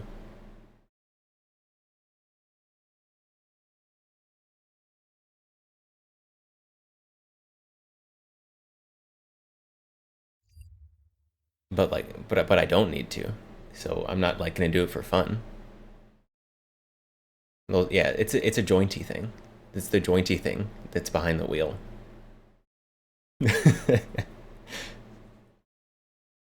You've done more of those than you can count. I'm so sorry.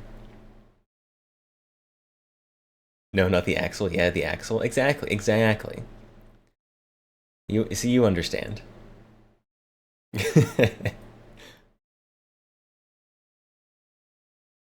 When I think of axle, I think of just like a bar going between the wheels, which I know isn't how it works anymore. It hasn't worked that way for like 100 years, but what I think of.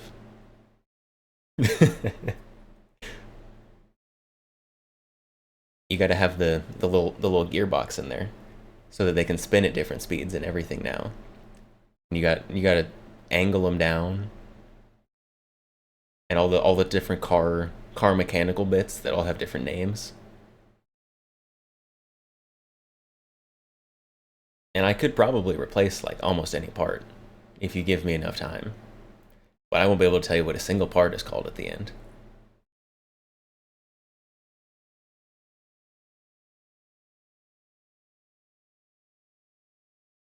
I know what the spark plugs are. You have to replace those pretty often though.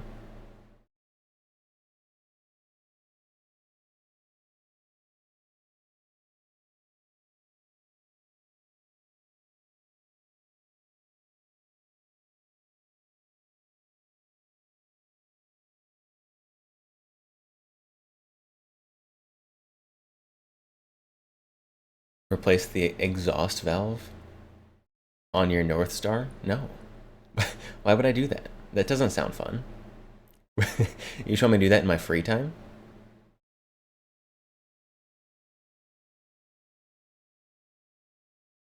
I don't even know what kind of car a North Star is, I'll be completely honest. Spark plugs are due every 95,000 miles. I wish my spark plugs lasted that long, ever.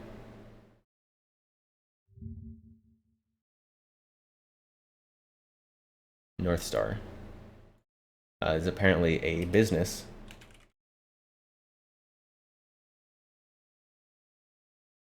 Cadillac. A Cadillac? Aren't those like notoriously horrible to work on? Like Cadillacs and Mercedes and like Jaguar. Like the mid high-end brands.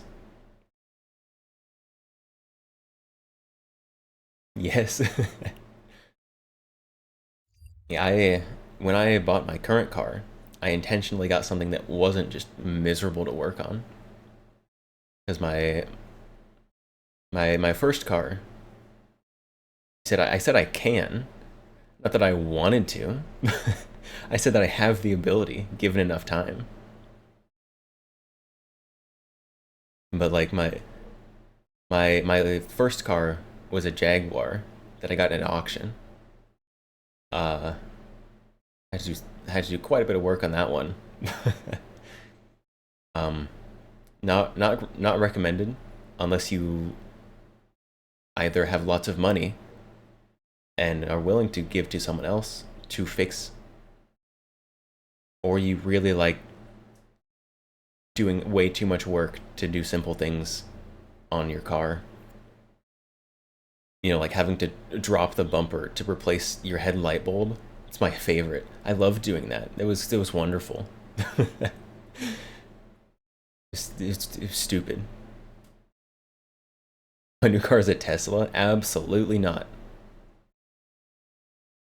No, I have a Kia now, which so far I haven't had to do much of anything on, which is very nice.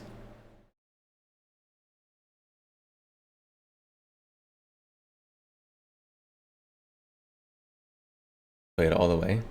If it can survive with African gorillas, it's good enough for you. If the gorilla fighters anywhere use it, it's probably good enough. Try dropping the engine out to do a valve job. Gross. Kia, what? Kia is not oof. The Kia used to be not great, but they're fine now. Also, the parts are cheap if you ever need parts. At least cheap relative to other things. And you don't like open up the hood and like everything is like hidden behind panels and mushed under other things and horribly hard to reach. Like you can like see things and be like, oh, this doesn't look horrible. You also don't have to do things like drop the bumper to replace the headlight.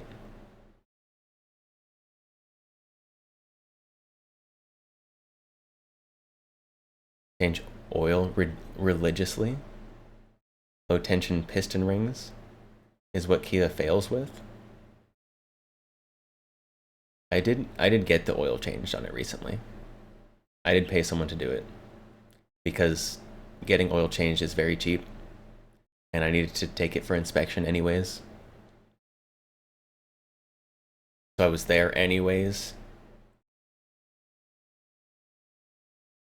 And I also just didn't feel like doing it.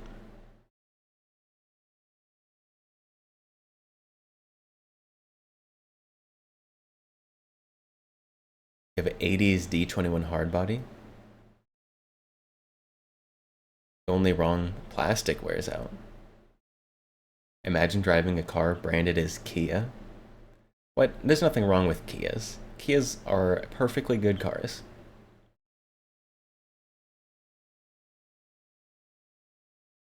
Also, it was inside my budget, which was a very important part.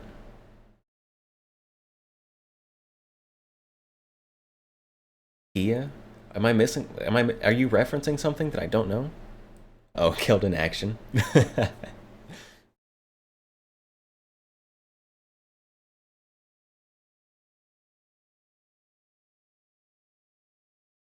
On a Fiat 126p, you have to drop the bumper to change the oil filter? That's gross. It's awful. That should be something that's easy. Or not, they have lots of problems, but they have much less problems than many other modern cars.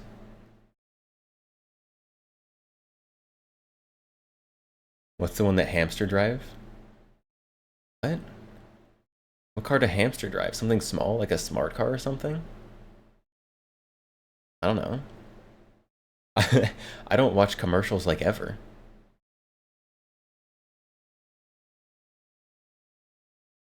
You know someone with a 2017 Kia, their piston ring seized at 100,000 miles through a rod? Well, I'm safe from that problem. Nothing has happened at 100,000 miles.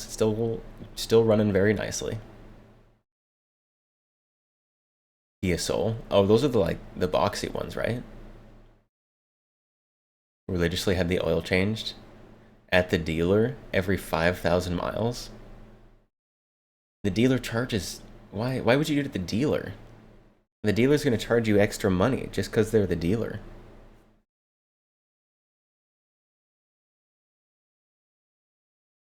That sounds like a them problem. Also, like, not all Kias are fine.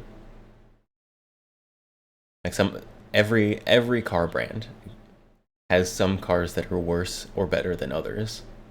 That's just how it is.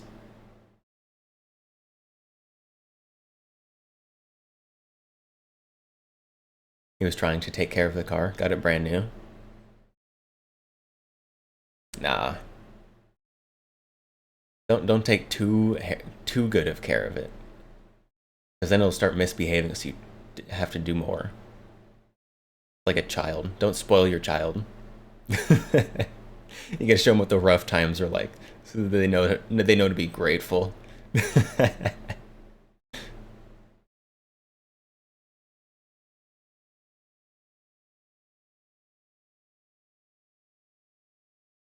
Yeah, during the theoretical SHTF apocalypse,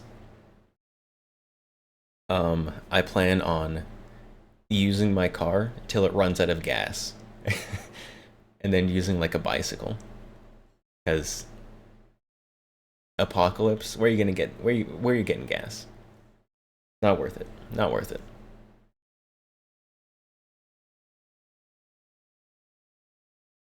He spent $1,400 at the dealer 1 month before this happened. They serviced everything? Apparently not. Apparently not. Sounds like someone was having a lazy day during their service. If it went bad a month after you got everything serviced at the dealer, that seems like a dealer problem.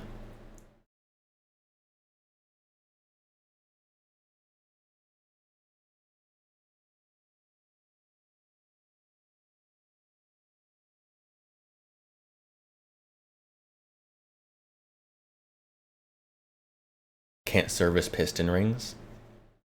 Oh, with that attitude.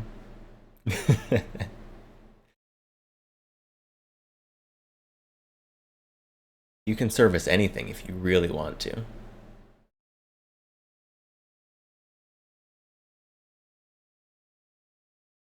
They did give him a new engine. Oh, all's well that ends well. I mean, as long as they gave it to him. If he had to pay for it, then it didn't really end perfectly well.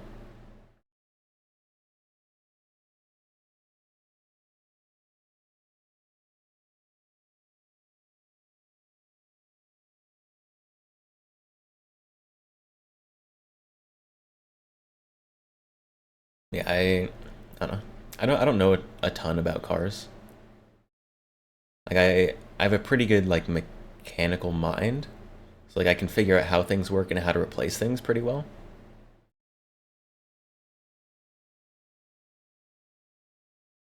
Is this Lady Baby? Sounds like it. This is Lady Baby. Yep. Are they like Baby Metal? Pretty similar, yeah. I'd put them in the same genre. Probably even the same subgenre, whatever that is. He had extended warranty. That's why he always had it serviced at the dealer. Oh, okay. So you're telling me when I get called about the extended warranty that I shouldn't just pretend like I'm crazy?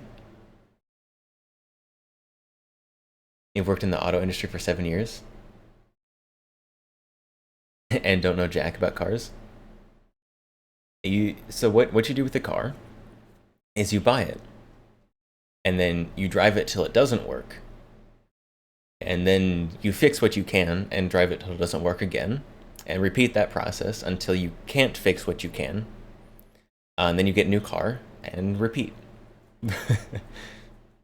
And that's how cars should work.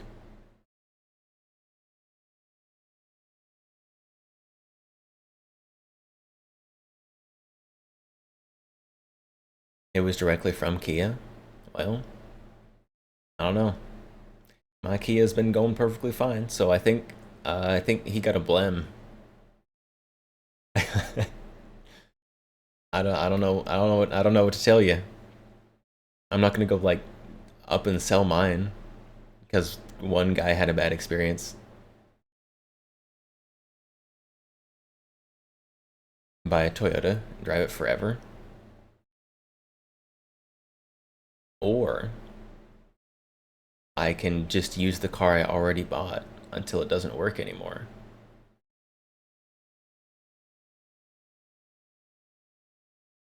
A known issue with their piston rings? I don't know. I know quite a few people who have Kias and have not had any issues. So something being a known issue, it's not something to be overly concerned about. Like if it's a known issue, but also isn't horribly common, like, whatever. To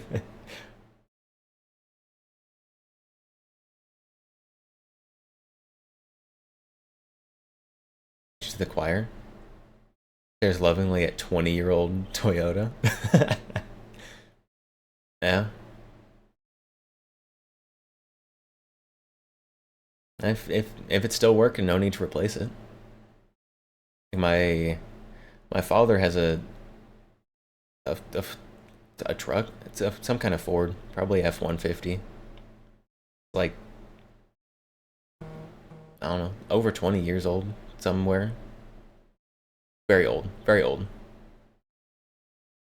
But still got it. It still works.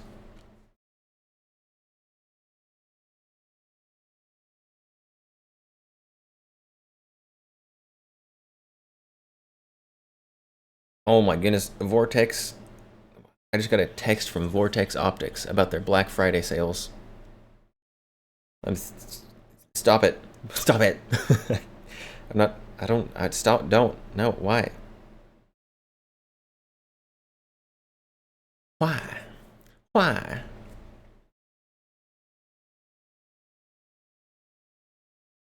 Hang's head, Pat's shoulder. What? Why?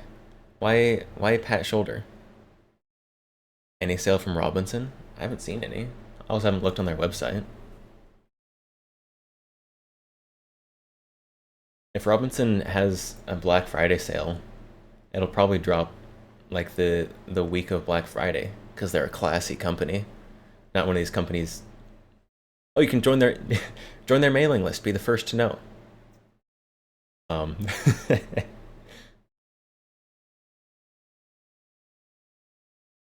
also haven't checked my email for a couple days. So if they have had something, I unfortunately would not know about it if it happened in the last couple days. Almost everybody has some kind of sale on Black Friday though. So there probably will be something.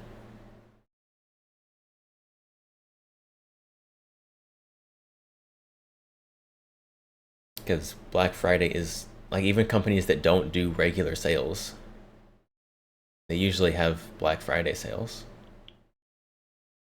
The only sale on Robinson is the same key mod for 1600 that has been here for a while, a couple months.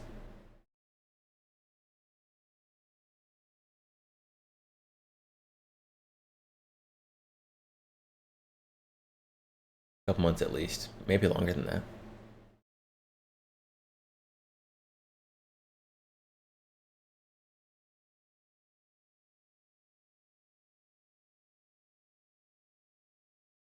Am I gonna get one of the other firearms XCRs? One of the other firearms XCRs? They make other firearms? I didn't think they made any other firearms. They have like a bird's head grip on them or something? Because if so, no, that's gross. Oh no, here they are. XCRM other firearms.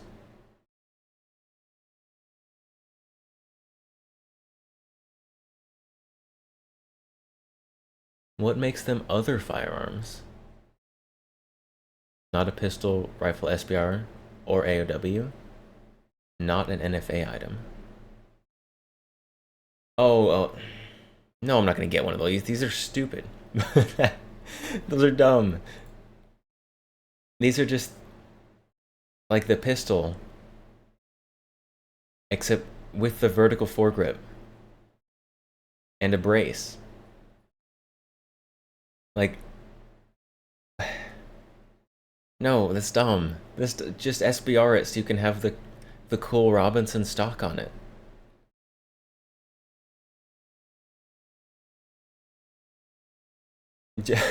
They make factory SBRs. If you want something with a short barrel, just get one of the factory SBRs.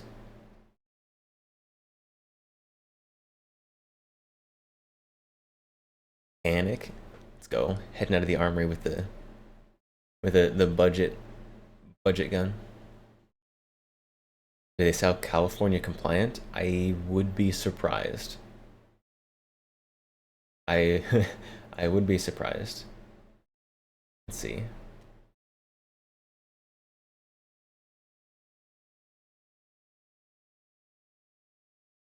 I don't see anything here that would make this California compliant. Because you would need like pistol grip options, and that's not here.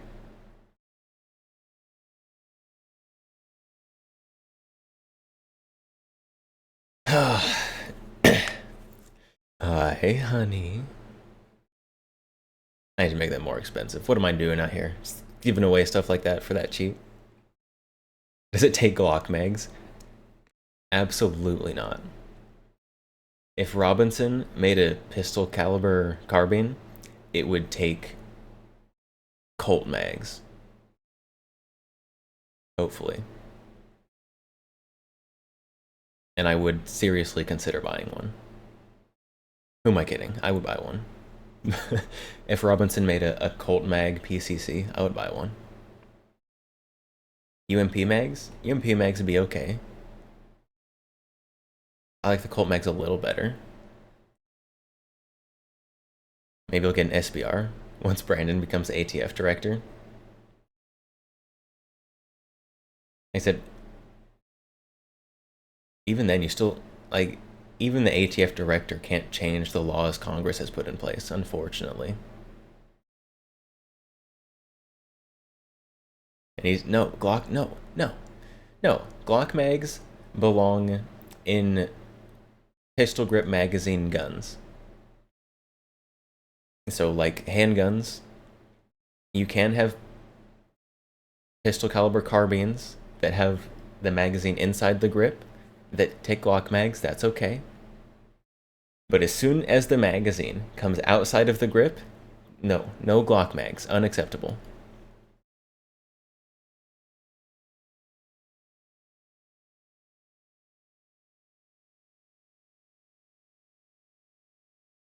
I still want Robinson to bring back the tube stock. I know I've said that before, but I'm gonna keep saying it until it happens.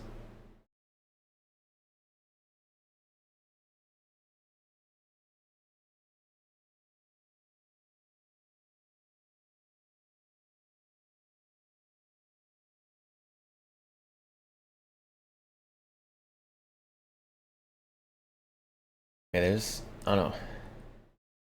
I haven't really been looking at the Black Friday sales that have been coming out because because I refuse to start looking at Black Friday because then I'll start wanting things, and that's clearly unacceptable. But I do actually need to start looking at the Black Friday stuff because there's stuff that I would like, but I would like it on sale, please.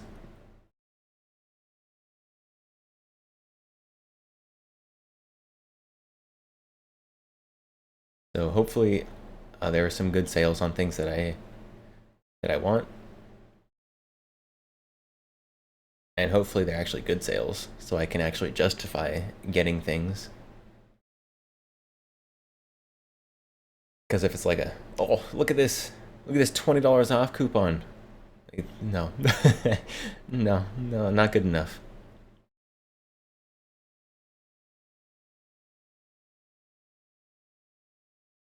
Ads almost done.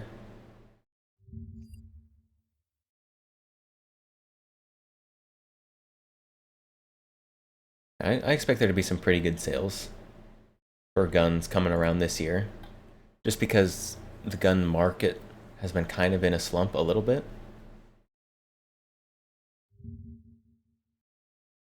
And so that means that sales are going to be a little bit better.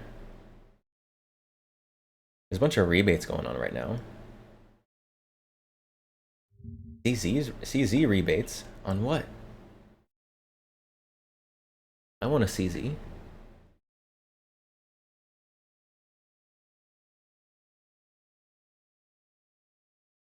If you can stack sales on top of rebates, that's very good. Rebates through everybody.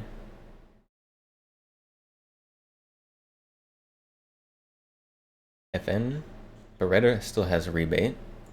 What's the Beretta rebate? Tell me what the Beretta rebate is. They've got the PMX S rebate. That would be a cool gun to have. I need the stock for it though.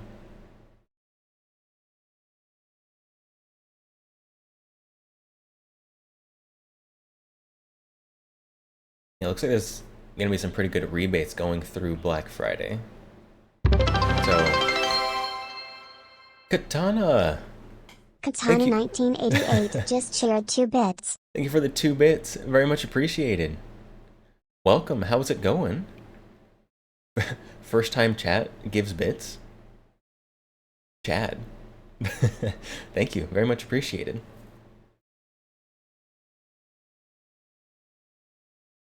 It looks like there's someone's catching my eye off the bat to look for just rebates going through Black Friday. CZ, Holt, Walther, Stoger, FN, Beretta. Springfield? Yeah, Springfield. Oh, it's not rebates, it's their gear up. So if you buy something, you get free stuff. If you buy a Springfield M1A, you get some cool stuff.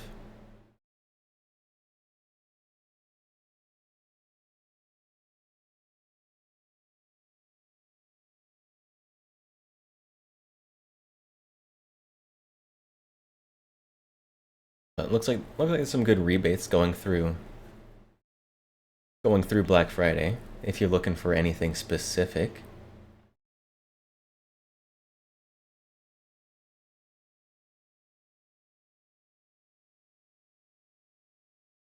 I wonder if Palmetto State is going to actually have any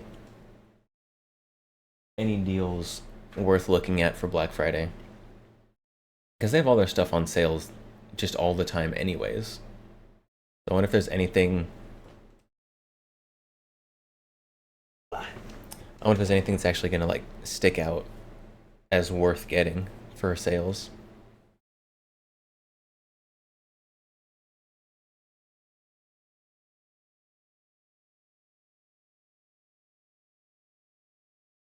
But is there anything that y'all are looking for this Black Friday? How many days away is Black Friday, actually?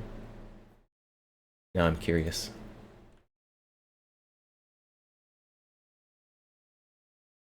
How many days till Black Friday? 11 days. Anyone looking for anything in the next 11 days? 10 days?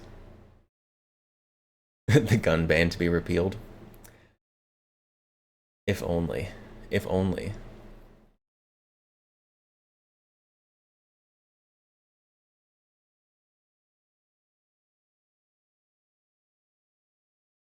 But I guess we heard someone's looking for Robinson sale. That'd be very nice.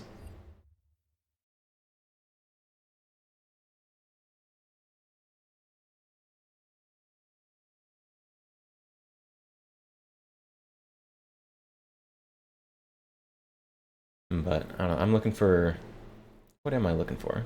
I need some optics.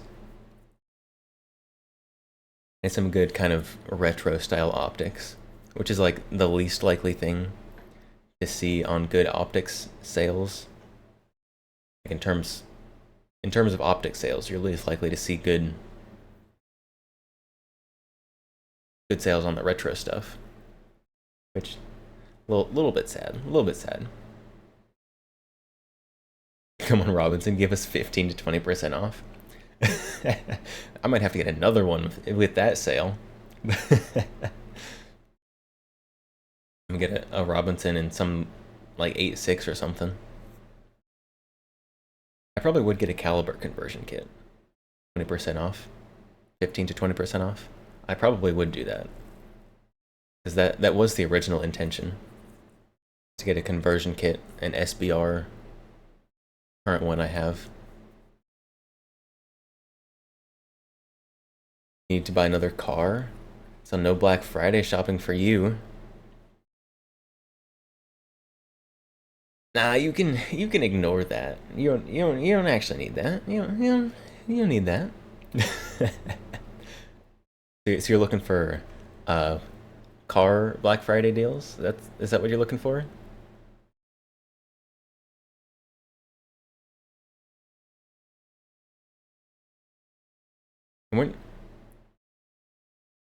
Weren't you just giving me a hard time about my car?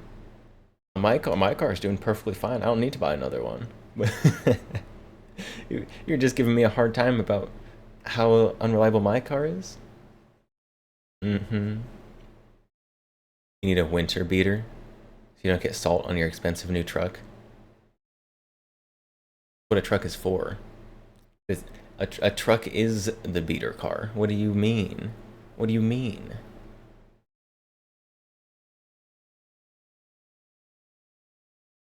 Also, I'm in Texas, so winter isn't really very hard on vehicles most of the time.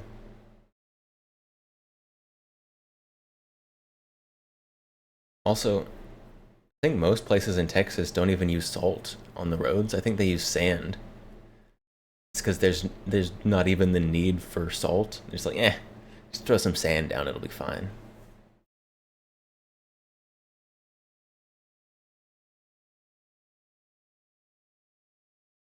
Almost 90K. You hail from the Rust Belt. Yeah, you're more likely to get car damage from like hail and stuff here.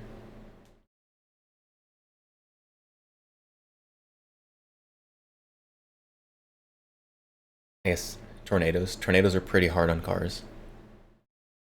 Even if you're not like in the path of the tornado. Strong winds throw stuff, knock down trees, pretty bad.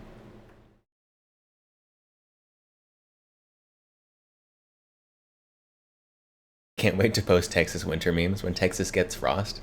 Oh, yeah, like the thin layer of frost on the grass, and then everyone's too afraid to go drive outside. It's wonderful. I love it.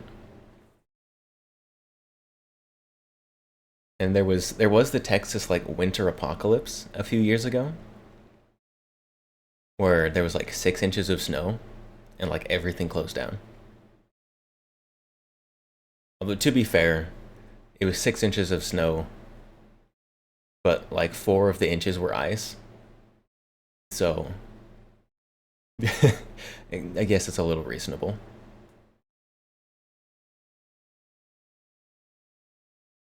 And in Texas, when it snows, like the ground isn't as cold already. It's like 1 inch max. Okay, I might be exaggerating for effect. A streamer would never exaggerate for effect. But I have also lived in places where more snow happens. And in Texas, when precipitation happens and it's very cold in the winter, you generally get like a layer of ice. Probably because they use sand instead of salt on the roads. So you get just a layer of ice, which is way harder to drive on. It's way harder to drive on half an inch of ice than it is on like 6 inches of snow that doesn't have the solid inch of ice at the bottom. Yeah, it's not like undoable. In Texas, you will also have like a city that has like one snowplow, and it's just like you hook it to the front of some random truck, and that's the city's single snowplow. So there is that too. He was in Buffalo, New York. They were shipping dump trucks full of snow out of the city. Yet they have the snow removing infrastructure for that. But if you go to like, I don't know, like Austin, Texas or something, like the big city, they'll probably have like 2 snowplows for the whole city. It's not something that is dealt with in Texas.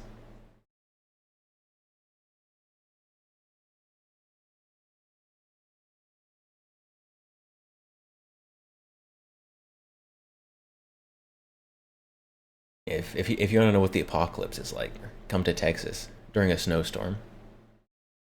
Wish you can move to Texas. Do it. We need more cool people in Texas. We're getting all the losers moving here.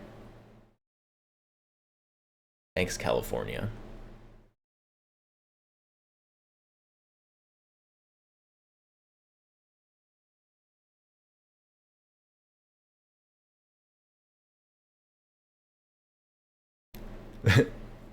Laughs in New England city winter and road cruise. You have winter road cruise? There was during there was like a news story about it. During the like Texas winter apocalypse, there was like some kid old enough to drive. I was probably like 18 or 19. Some young man had like during the winter apocalypse. He had a truck, and he had an attachment for his truck. It's like one of those like snow plow attachments. And there's some news article about it. This guy would just like rent out his services to like clear out like neighborhood roads, like driveways and stuff. He made like $500,000 in like the couple weeks of the winter apocalypse. Just because people wanted him to come and like plow their driveways and their like neighborhood streets and stuff. Like it's like this kid's like set because of a couple weeks of good business. Why is Cali Tex exchanging citizens? Well, you see, because the economy.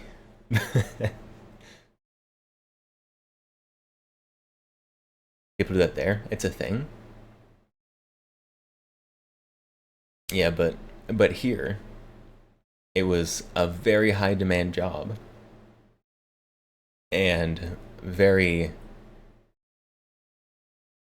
low availability, very low supply. So high demand, low supply. Guy made buku money just in a couple weeks. I'm very jealous. I wish I had one of those snow pushers just sitting around.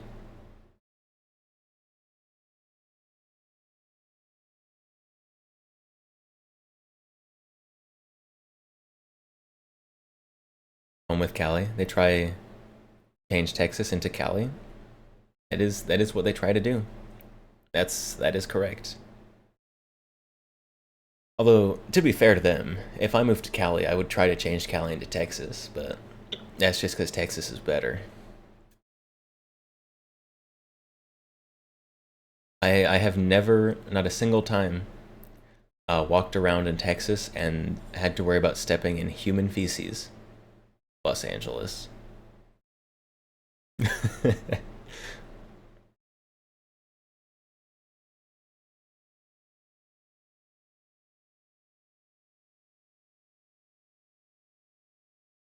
They try to change everywhere to Cali.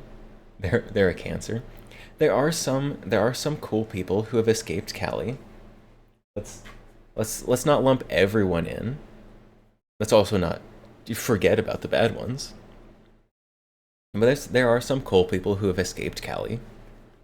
Like Leaflet. No one's gonna accuse Leaflet of trying to turn Texas into Cali.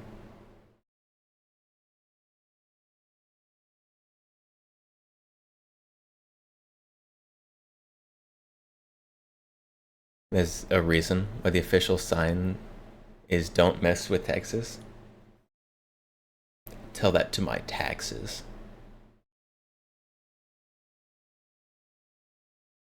You miss the old days when winter meant you could stay inside for 3 months. You'd rather go mad from cabin fever than having to keep shoveling.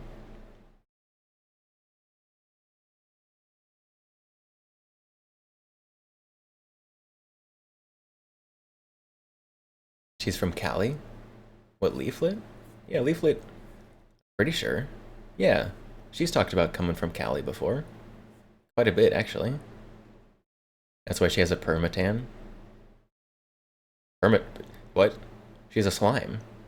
What do you mean permatan? My immersion. My immersion.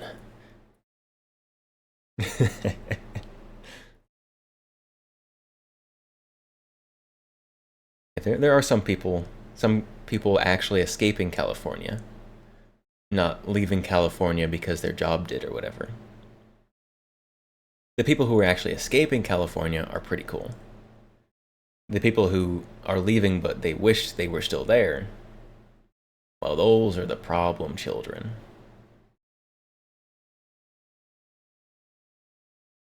And they should go back if they wish they were still there. You need to escape Illinois. But your FOID card. What about the FOID card? Whatever will you do without the government's permission? Where can one find photos of said permatan for academic purposes? I don't know. I don't think I've ever seen Leaflet do like a hand. No, yeah, she has done a hand cam because she showed her Springfield Hellcat. I know I've seen a hand cam stream of Osiri, like building a computer.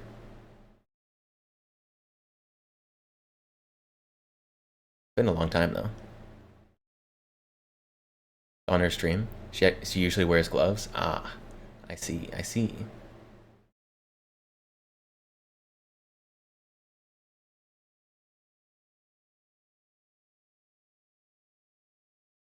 That is what a lot of VTubers do. They wear gloves.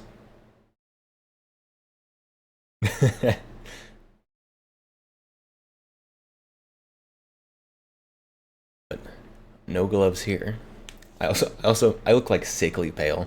I promise I'm not as pale as this light makes me look.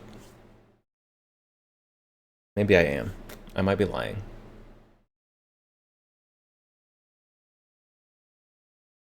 But yes, hand cam streams. A lot of VTubers will wear gloves, so they don't have to show their hands. She almost docks, but I can see it. I can see that. I feel like Leaflet has to keep Osiri in check.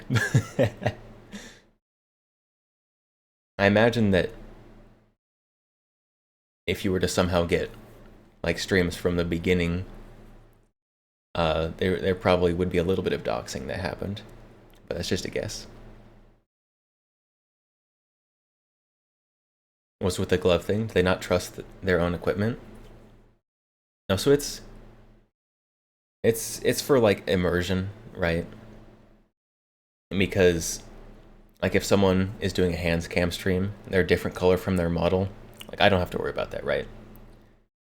So like a lot of the big like agency VTubers, like it'll be required as part of their contract. So like they have to wear gloves. And everyone does, so it's not just like someone, like a couple people do it. For immersion. Because if my skin is a slightly different tone than my model, then oh no, the immersion. How dare we suggest that this might not be exactly how every VTuber looks? But yeah, it's immersion, privacy, I guess. I don't know. There's a few reasons you can give for it.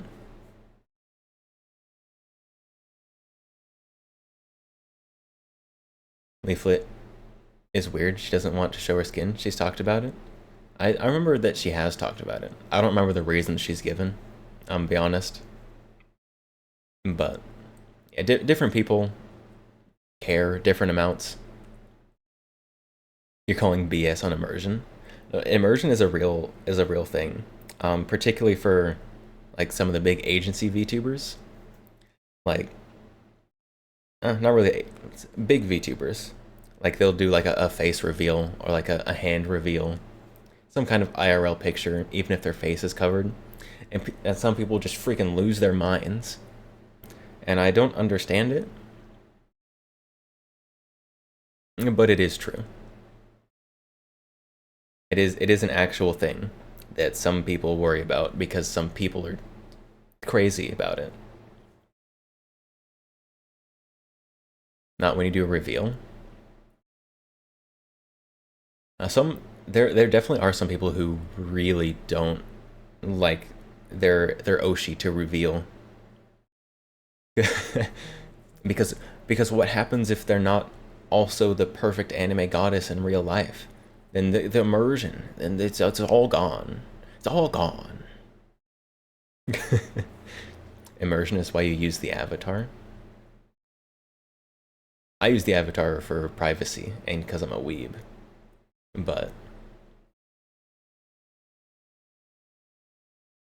yeah, some people get really upset about like breaking the immersion with like IRL pictures and face reveals and stuff like that, because sometimes their Oshi isn't the anime goddess that they fell in love with through the streams, because they look a little different, and it makes people very upset in their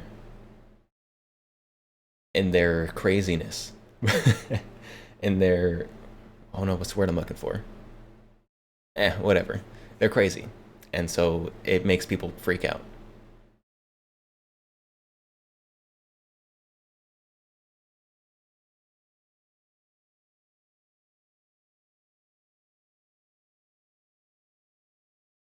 But different people do it for different reasons. Sometimes because required by their company.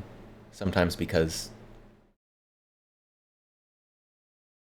they just don't want to.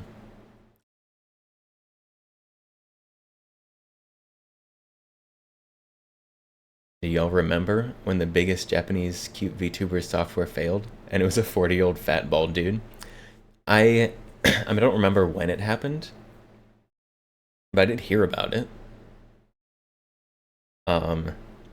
And that's partly why, like, everyone's like, oh, every cute anime girl is some 40-year-old living in their mom's basement. It definitely contributed a lot to that. Mori and Demon Dice are not the same person because immersion. True, they're clearly not the same person.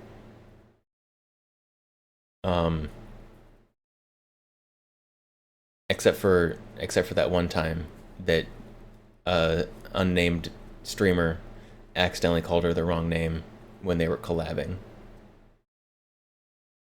and now they don't do that anymore. Sad day. Sad day.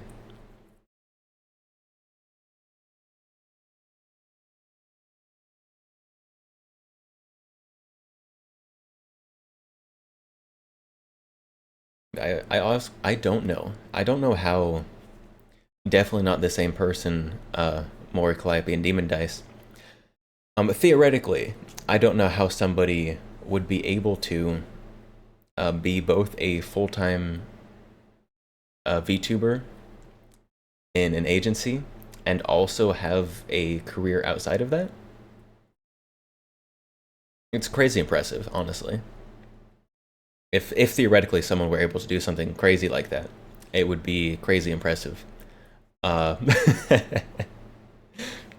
VTubers are a weird bunch, am I right? Yeah, VTubers?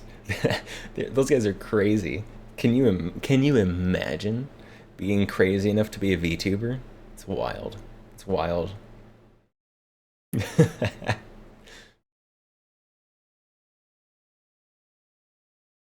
Yeah, VTubers are crazy. Usually crazy in a good way, every now and then crazy in a bad way. Just that good. It's true. It is impressive. She's a workaholic. Theoretically, if someone were to do that, they would be a workaholic. Very, very passionate about what they do. That's what you need. Especially if you were to do it for like multiple years at a time. You need more than just workaholism, because then you just burn yourself out. You have to actually be passionate about it.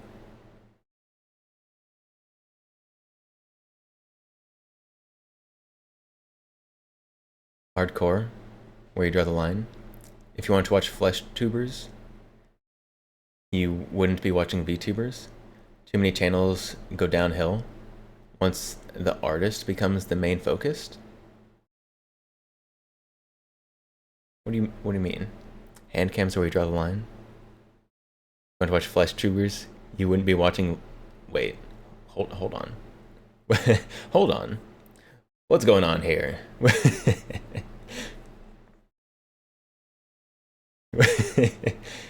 Is this copy pasta? She has stated workaholic more than one occasion. In summary, Kiryu Koko greater than Keisan. I'll be honest. I didn't really watch either of them.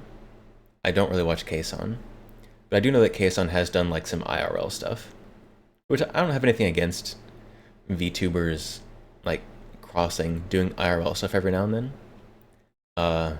There's some VTubers I watch a lot that do that kind of stuff. Obviously, somebody like me who does hand cam content, you're kind of crossing the line. But then people who are VTubers, but then will just do full IRL content, like full flesh tuber content. It's become quite a bit more common in the last year, last few months even. Like there's a lot of VTubers who do just IRL content. Like Neanners, Bao, who else has done it? Those are two of the big ones come to mind. But there's been a lot more of VTubers kind of crossing the line to FleshTuber recently. I'm not against it. They are still talented content creators, regardless of the medium of content they are creating. Like personally, Nan does IRL. Yeah, Nan has done some IRL stuff. When? I don't know. I couldn't give you a date, but she has.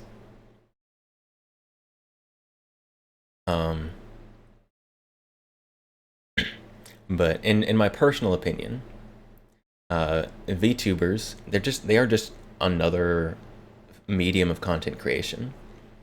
And most of the big successful VTubers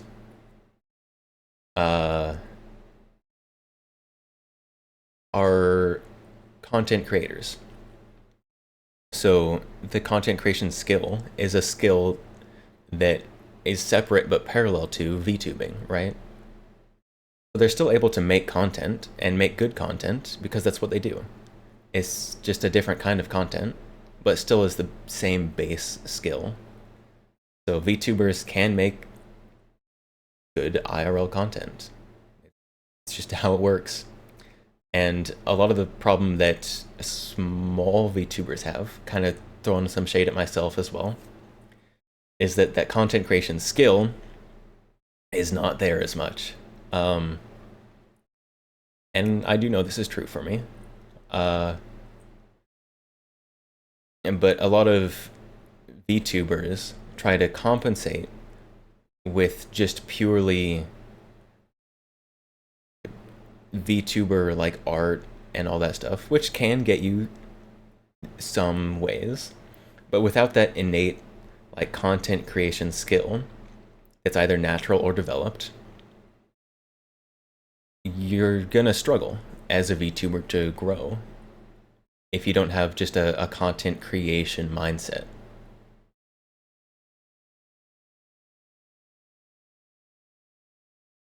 You saw one, but face was covered? Yes.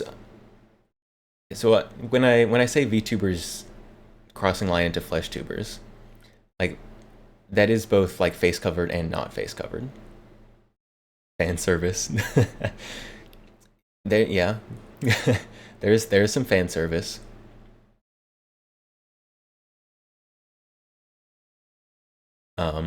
And then there's also the whole lewd tuber rabbit hole inside the VTuber rabbit hole, which is not my preferred content. But there's also a lot of failed lewd tubers. Because even though sex sells, you still have to be a salesman to sell it, right? So even them, you still have to be able to create good content. Kason has gone straight FleshTuber? Really? He also expanded outside. I haven't seen any Kason content in a long time, actually.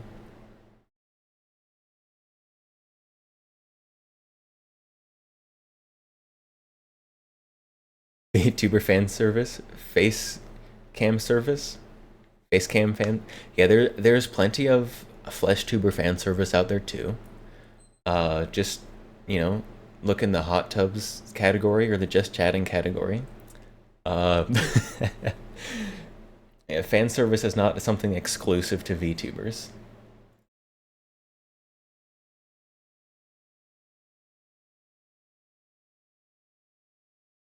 And it does look like Kason has mostly moved to flesh tuber. Although here's a scheduled stream for some time that looks like it's supposed to be a VTuber stream.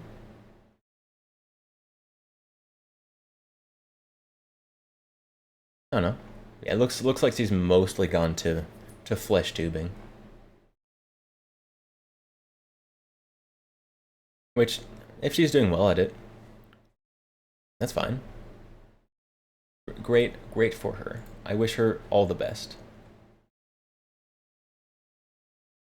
Gotcha. Speaking of face, you want to rub your face all over that SKS stock? Yeah, it is a pretty nice SKS stock. When I got this SKS, it was originally in one of those horrible like Tapco Bubba stocks. But whoever owned this previously still had the wood stock.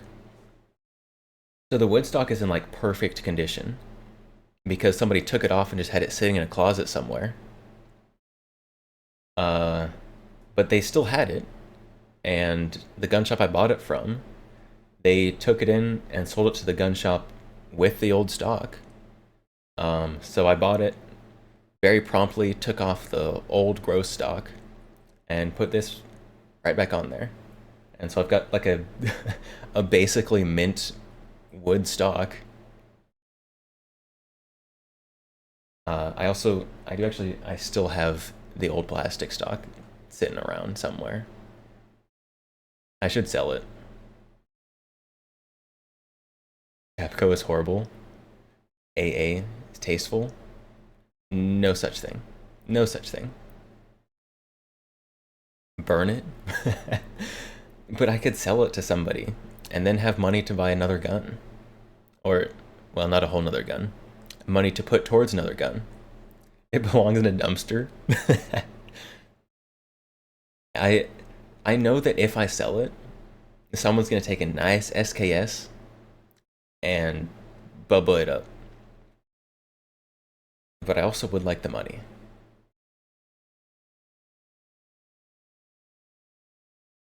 I got 2 stocks for 1 gun. I did. It came with 2 stocks.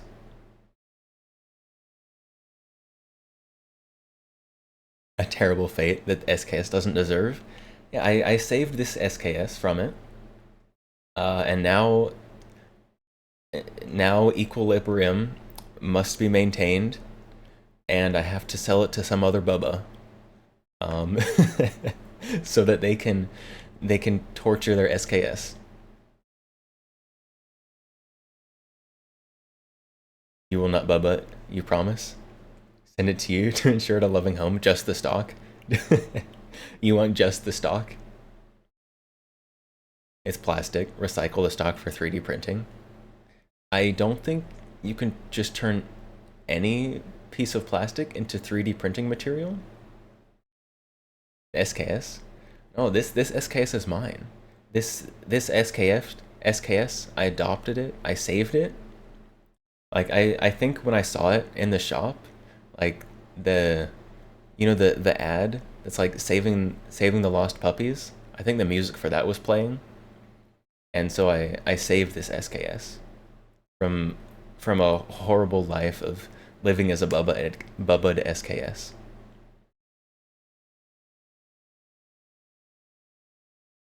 Also, the stocks, they sell for like $80 on Gunbroker. So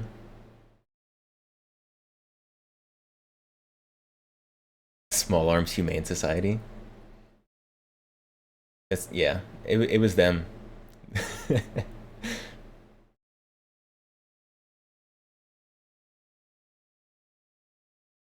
actually send you the Tapco stock. You sure you can find something to do with it?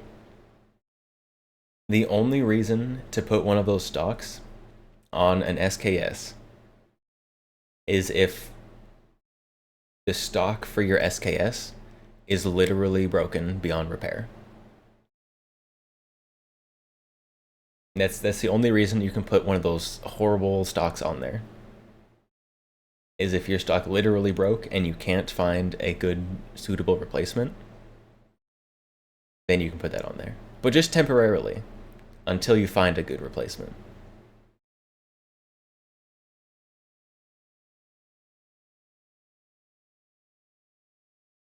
Please put Tapco where it belongs. I would, but I still have it. It's stuck around. And it is the nice one. Nice one in quotations. That also comes with like the upper handguard with the gas tube like integrated into it already. So it's super easy to install in. But I don't know, I haven't thrown it away. I can't throw it away because it's worth money. But I also can't bring myself to sell it because I know that someone's going to put it on a undeserving SKS.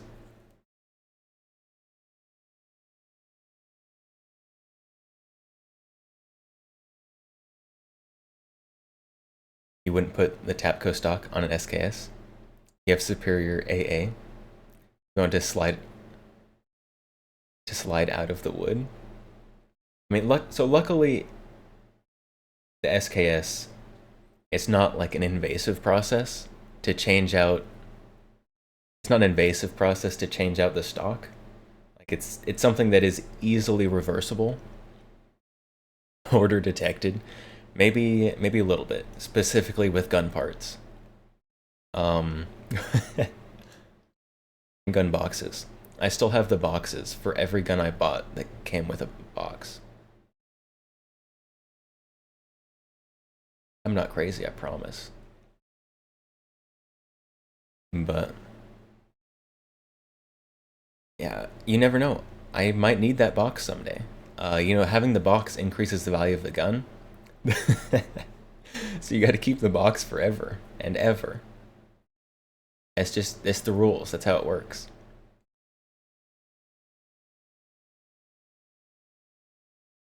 I do need to throw some away. I have just a room full of boxes that I could be using for other things. Like I don't know what. Box brings $50 premium at auction. It's true, if I were to go to a gun show, then that box probably adds $100 because it's the original box.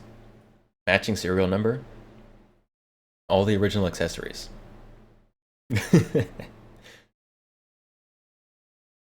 Your tower of gun boxes fell early this year and did gun dominoes. Oh no, hopefully they didn't have guns in them. Hopefully there were no actual guns that were part of the dominoes. That'd be so sad. I did actually, recently I got a standing gun rack. It's supposed to be one of those ones that it's like collapsible. You take it outside, take it to the range or whatever to set up so you can stand up all your guns. Except I have it here next to my desk.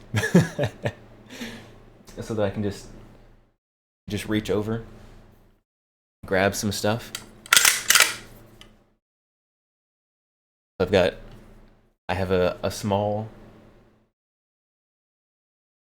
collection of guns there I can just reach over and grab at any time. And they're not like leaned up against the wall anymore. So they're not going to domino over and it's safe for them.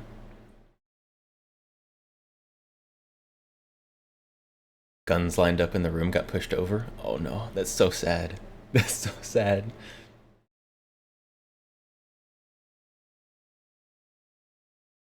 I got a standing gun rack so that I wouldn't have to worry about gun dominoes. And I think it was a very good investment.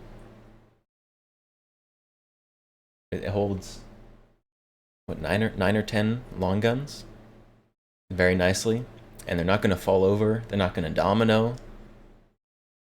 It's perfect. It's perfect. And I can just reach over and grab any of a number of guns. You had a gun domino incident once. I have nearly had so many gun domino incidents. Luckily, it's happened when I was close, so I could like stop it. And it's only been like 1 or 2. But I decided no more risking that and got a gun rack. A solution to gun dominoes is gun Jenga? I don't think so. I don't think that's quite right. I think that makes your problem worse, not better. Because what if I've got 10 guns stacked here and I need this one that's on the bottom? It's not going to work. It's not going to work.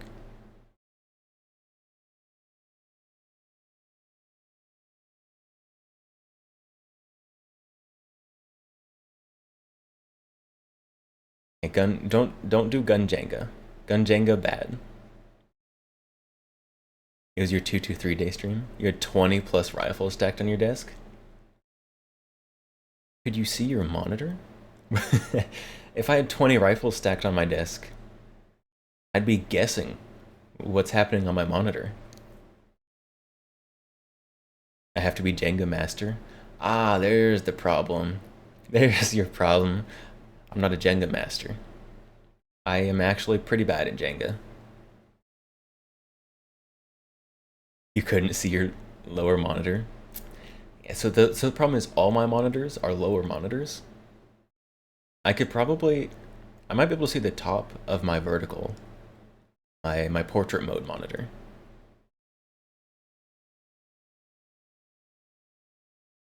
Gun box Jenga? Is how you got in this mess? I mean, gun box Jenga is probably fine, as long as there's no guns within the splash zone. Then you're probably fine, because they're just boxes. Disassemble Jenga and assemble into new Jenga until you reach the gun? That sounds rife for all kinds of scratches and gouges.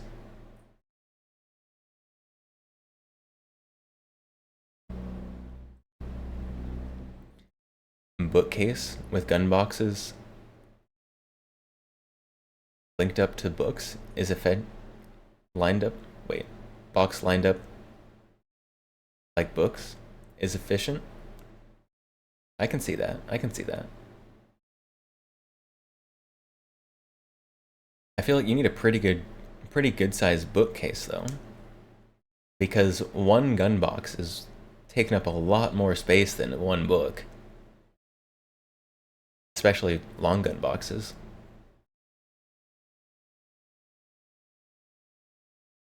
You do have some gun box Jenga behind you. Everyone who keeps gun boxes has gun Jenga somewhere. I'm pretty sure. I'm pretty sure. Gun boxes, maybe a few accessories. Yeah, you have to keep the gun boxes so that you can always keep the accessories for the gun easily findable inside the gun box. Like, if I need one of the accessories for this Steyr, I know where it is. It's in the Steyr box. It'll always be right there. It's perfect.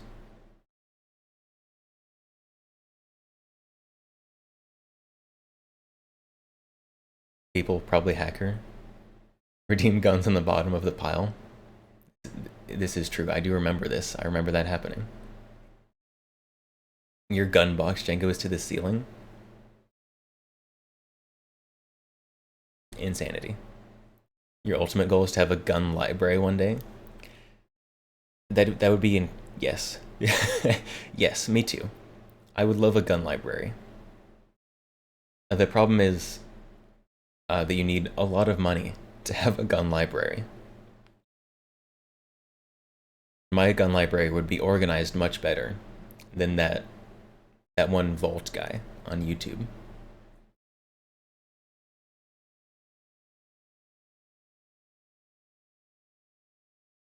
I'm not sure how I would organize it, but it would be better than that.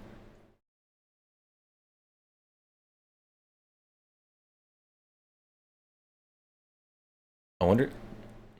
There's no way the vault guy keeps all of his boxes.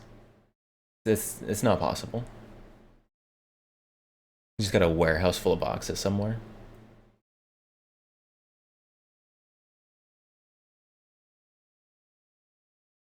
Maybe. He's got drawers full of parts. He might have a warehouse full of boxes. Very, very possible.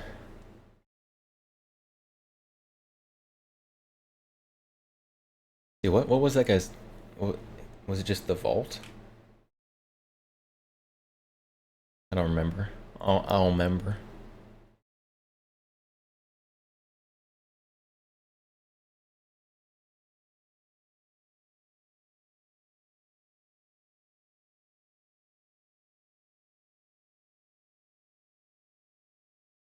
You think that vault guy is just a rich dude that woke up one day and wanted a gun collection? No passion for it? Oh yeah, definitely. Oh, the collector. He's called the collector.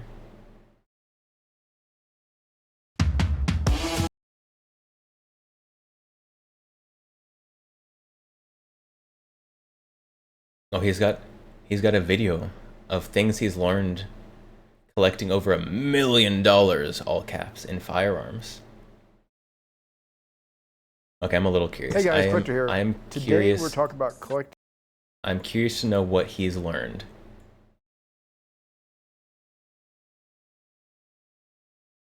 And I am curious. What has he learned from collecting over $1 million in firearms?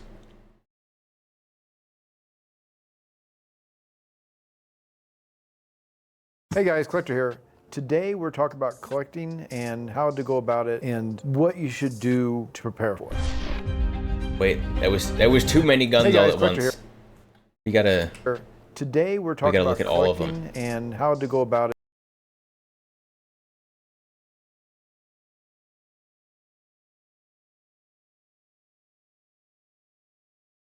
Turkish shotgun there, I think. Got the SPAS, DP12. This looks like the KUSA one. The KUSA, like, oh, I was gonna say short barrel shotgun, but it's got a brace on it.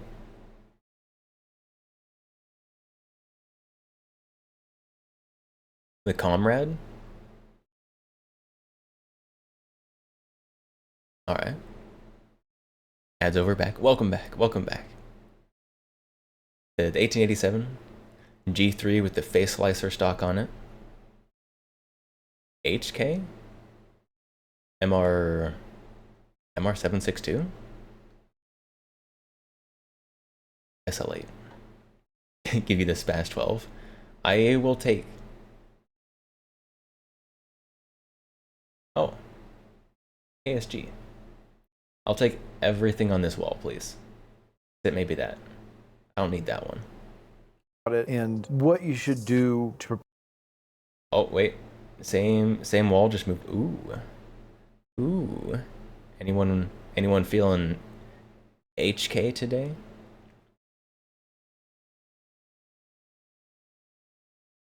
Semi-auto KS7. F1 guns are gross. This guy has a lot of gross guns. Anybody want some red anodization? He only have one gun on his wall. This wall? Prepare for it. Or all of the walls? All the walls I have quite a few. Oh no, it's the Smith & Wesson KSG knockoff. That's not next to the KSG. No sights. That's true. He's got like sights on nothing. I was making fun of people yesterday during the gun rating stream for having no sights on their guns. Oh my goodness. That much money? Why does every gun not have EOTech or aim point on it? I mean, some of these guns you can buy like 3 or 4 of them for the price of like an EOTech or an Aimpoint. Because this guy is clearly not above buying cheap Turkish import shotguns, because I've seen a few.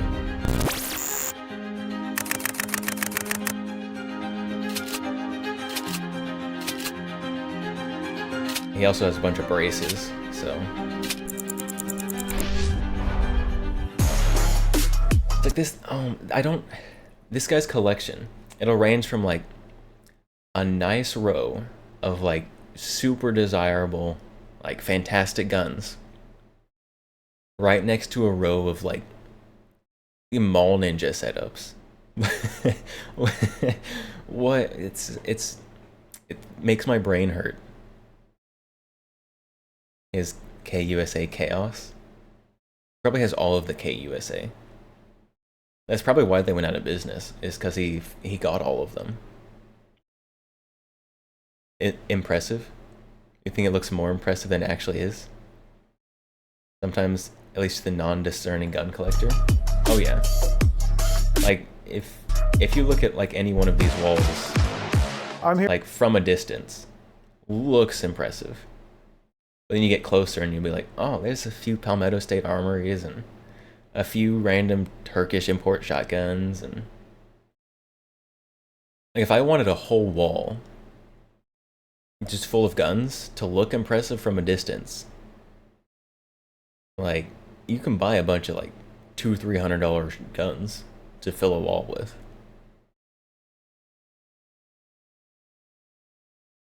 And I feel like that's kind of what happened here sometimes. Rich Jude woke up and said, I want guns.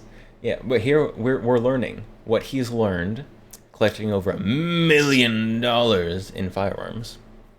So we're figuring out what he's learned.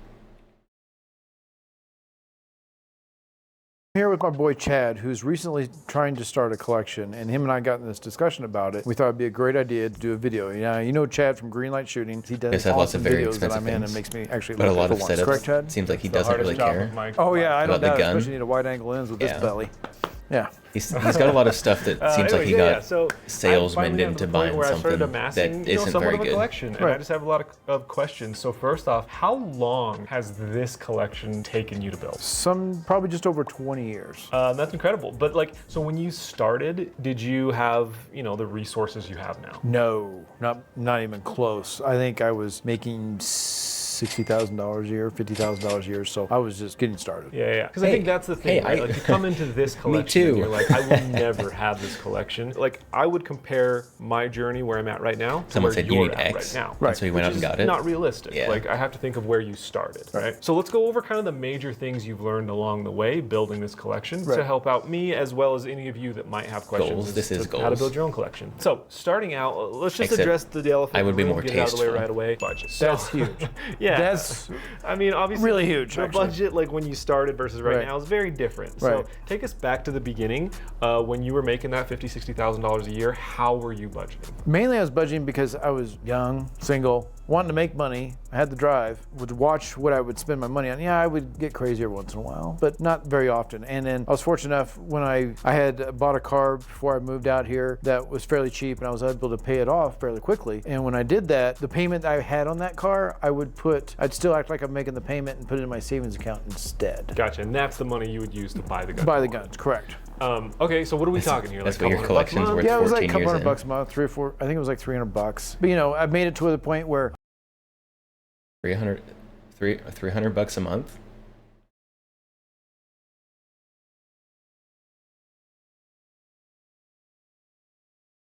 Okay.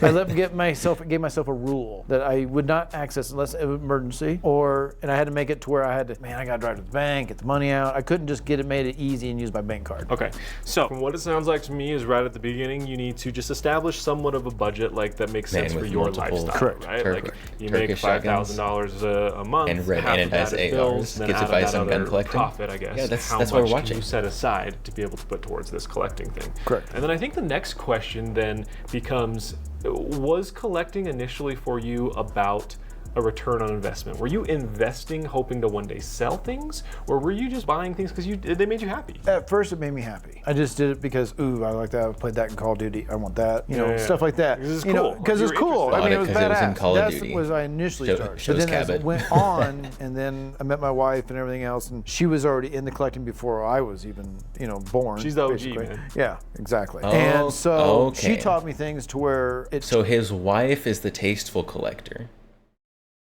And he's the one who buys red anodized ARs. Okay. Got it. I understand changed now. my collection into the finer things as far as, you know, look at serial numbers, you know, all Yeah, just different little things that hold at on. the When it said wife's collection, then I look met at my look wife at the and everything quality else, of and she was already in the wife's collection. collecting before I was Wife's collection. you know, born. She's the OG, basically. man. You got the historical exactly. And cool so guns. she taught me things to where it changed my collection collecting into the wife, finer top things goals. as far as, you know, That look at is- serial numbers. that is you know, goals right there. All just different little things that at the time I didn't care about. I just wanted it. Yeah, yeah. If- that makes if sense. only. Like if you're starting a collection with the intention of so an Don't tell me how to get your gun collection. Tell me how I get your wife. How do I get a gun collecting wife? I don't care about your collection. Tell me how you got your wife. That's the important question here.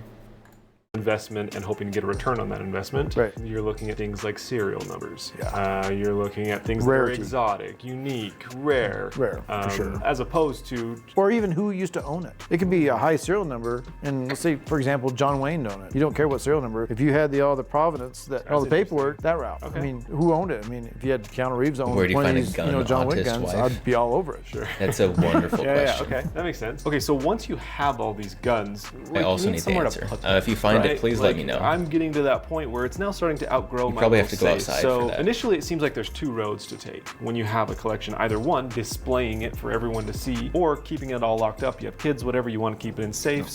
So what are the recommendations you have on either of those, I guess? Well, if you're going to I want display to it, I'd display definitely it. go with a Galotech or something for sure. And what's Galotech? Galotech is mainly the display company that they sell I also all of the would like a framing, all the sponsor. systems, so you can display your gun. You have all the mounts that hold the Can I guns. get up. a gun the vault displaying room in there, sponsor? like the Correct, stuff that's like on in the the vault walls. room, That's what's Right. Galotech is. Yeah. okay. When I first did it, we went this route, and this was this is Slatwall. Okay. And I bought that at a Your ex was a it's gun like an collector? office supply Her company dad for even had- offices, like It does retail. kinda look like Old that. fun And mode so guns. you know when you go to the clothing store, you see this kind of stuff, Oh. and that's where we got it. And I didn't go. I went with the lighter color so the guns pop. That makes sense. Because if you go dark colors, you're hiding the guns. in a Jealous. way. I'm jealous. I So need this fun stuff switch makes guns. the color of the guns pop. But this was not an easy route to go. If I the like the Galotech repeated was B-roll. around then, Very I would good. have bought Galotech before I bought all this. Really? Because it's much easier to install. This was not easy. It took 4 people to install panels because you got to hit the studs just right. You do with the Galotech, but it's much easier to handle. Got it. So, but that's one way. That or you just get a nice Rhino safe. I with like guns. the look. I like the look of these gun display shelves better than the ones that are just like galvanized steel with holes in it. Like these ones, this paneling looks way classier. in there if you don't want anybody to see it. Yeah, I think still having a nice safe though. At least when you open the door, everything's presented nicely. Right. There's lights 100%. inside, all Yeah, that. yeah, 100%. I think that's Like probably you'd the have route I'll go. I have 3 a better kids, shot at obviously, getting so I a think, you know, I'd want Galotech people locked sponsor up. than a But gun I still company wanna be able sponsor. to display true. them safely. So when a friend comes over, I can open that thing. It also and be like, wow, wouldn't you know, break cool. any TOS Okay, anywhere. so one thing that I have ran into It- is 'cause like then it's this, just furniture. this thing of quality versus quantity. You get a right? furniture Like, sponsor. I love 1911s. Those are maybe my top priority. I love those. I happen to love this gun specifically, which is a green Cabot. The whole, The Hulk. No, yeah, this is kind not of like the my, Cabot. you know, the top of what I would want. This gun is how much? I think it was like 8,000. We found the people who buy Cabots. It's these two guys. Both of them are fawning over a Cabot right now. He has the worst taste. He literally grabbed probably the ugliest Cabot I've ever seen in my life. With the green pearly grip. It's gross. So this thing is $8,000. $8,000? Do you realize how much I can get for $8,000? Instead of this ugly, generic looking 1911? so many things.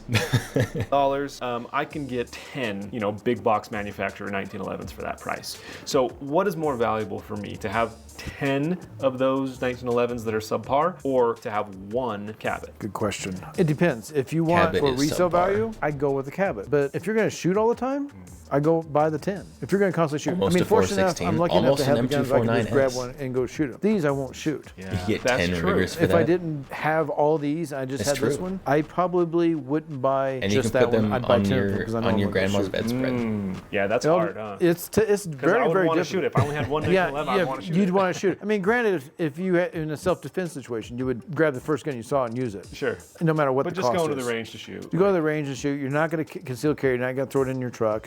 You're not going to do that. I would definitely not do that with that gun. I would have to use my normal Glock or whatever. Yeah. But that's a real tough one. It all falls back to the budget. It really does. Falls back to the budget, and then it sounds like once again, it jealous of also your falls comforter. back to I am a little bit. investment versus. Yeah. I'll be what makes you honest. happy, what you want to use. My it for. comforter Right, is right. Now, if you want to start off, get a gun like boring. that, and you're not going to shoot it in your mindset, and you maybe have something else you play with, like a pellet gun, but you want something that's cool, that's a rarity item. I you really buy just want something like my- that and my play around bed with your pellet guns all day, to so you're scream still that shooting it's something, from so you like still the have a cool gun to 1940s. display or show. Right. Okay. And something that not only holds its value, but probably increases in value. Oh yeah, guns always go up in value, is my personal opinion. Some people may not think that, but I do. But that Guns do not always go up in value. This is false. This is a false narrative. A lot of guns keep the same value if you factor in inflation. And I promise that your Turkish semi-automatic shotgun is not going up in value, no matter how long you hold on to it. Like there's people I've talked to who have talked about like, oh yeah, my gun that I bought back in 1960 is worth 10 times as much as it is now, as it was then. I'm like, if you factor in inflation, you're losing money. What are you talking about? What do you mean? You paid $1,400 for your UTS 15? I'm so sorry. Whoever sold that to you took advantage of you, and you might need to seek legal counsel. That gun, you could turn around and sell it for the same amount of money you'd at least break even. Got it. You're not losing money. You're basically renting a Guns gun. are holding almost on to never it good until you either investments. pass away or Everything you should sell it never and look make at them more- that way. Get some Yeah. money back because you need money. Yeah. And the next question I have for you is, let's say you were Like there are certain guns, like if you buy them right before like a price boom, like then you can sell them and make money. Not that you're buying and selling for a profit, because that's not quite legal. But if you happen to sell it then you'd make money. Like when I bought my Ingram M11, I bought it for like $350. Those are going for like $700-800 now. So that one is one that is in fact worth more now than when I bought it. Even if you factor in inflation. But that might be one of the only guns that has gone through that much of a price increase. The return will always be better, just putting the same money in something else, true. And it's not every gun that does increase in value. So like, if you buy 5 different guns, like one of them might be worth more. But you still bought 5 guns and one of them is worth more. The other 2, the other 4, who knows what they're doing? Probably worth less. Like,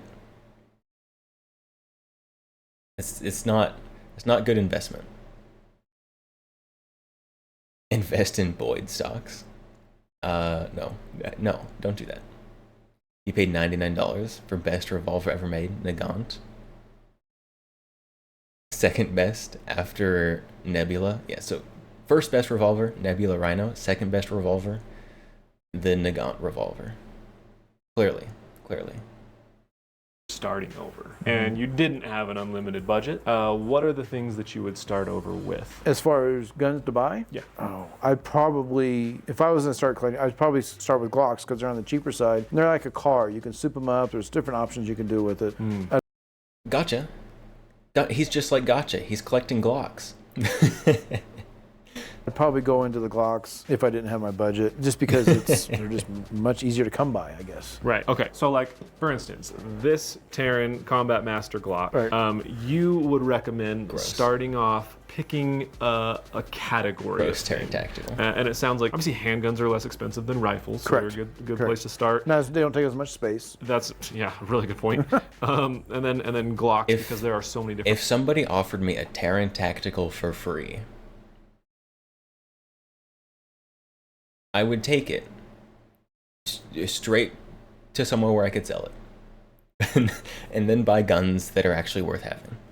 Varieties of those. Correct, 100%. And so you would build out sort of your Glock thing first, and then expand once you. Right, and don't get me wrong, there's varieties of 1911s, stuff like that. But this, to me, Glocks, I mean, I'm not knocking Hondas whatsoever, but they're like kind of like Hondas. You can buy them at a OD reasonable green price, Glock. great miles per gallon, great everything you can possibly think of, reliability. Same with Glocks, and you can add stuff to it. Yeah. You know Here's what I my mean? highly Lights, whatever. I desirable mean, collection granted, you of can do that with every Tupperware. gun, but there's more options for Glocks than your standard pistol, in my personal opinion. You would shoot it no, I once get it. to I say get it. you've I get where you're going with it. experienced The last one, then thing, sell which is it. something that I didn't really think about Fair until enough. I heard you But if talking you don't about shoot something it, else, is like then it's still in insurance. like, Oh, yeah. it's still Right, in so you've amassed this nib collection condition. now. It's been 20 years. You've got 500 guns. Unfired. Do you insure them? Oh yeah, I do a stated value. We'll go through it, then we hand everything to the insurance company, let them know what the stated value is. Sometimes they send an appraiser out, not very often, that's only happened once. But normally they go off basically what our list. We do an inventory about, well recently we probably need to do it because the guns are getting here a lot faster lately. So probably gonna do it every 6 months.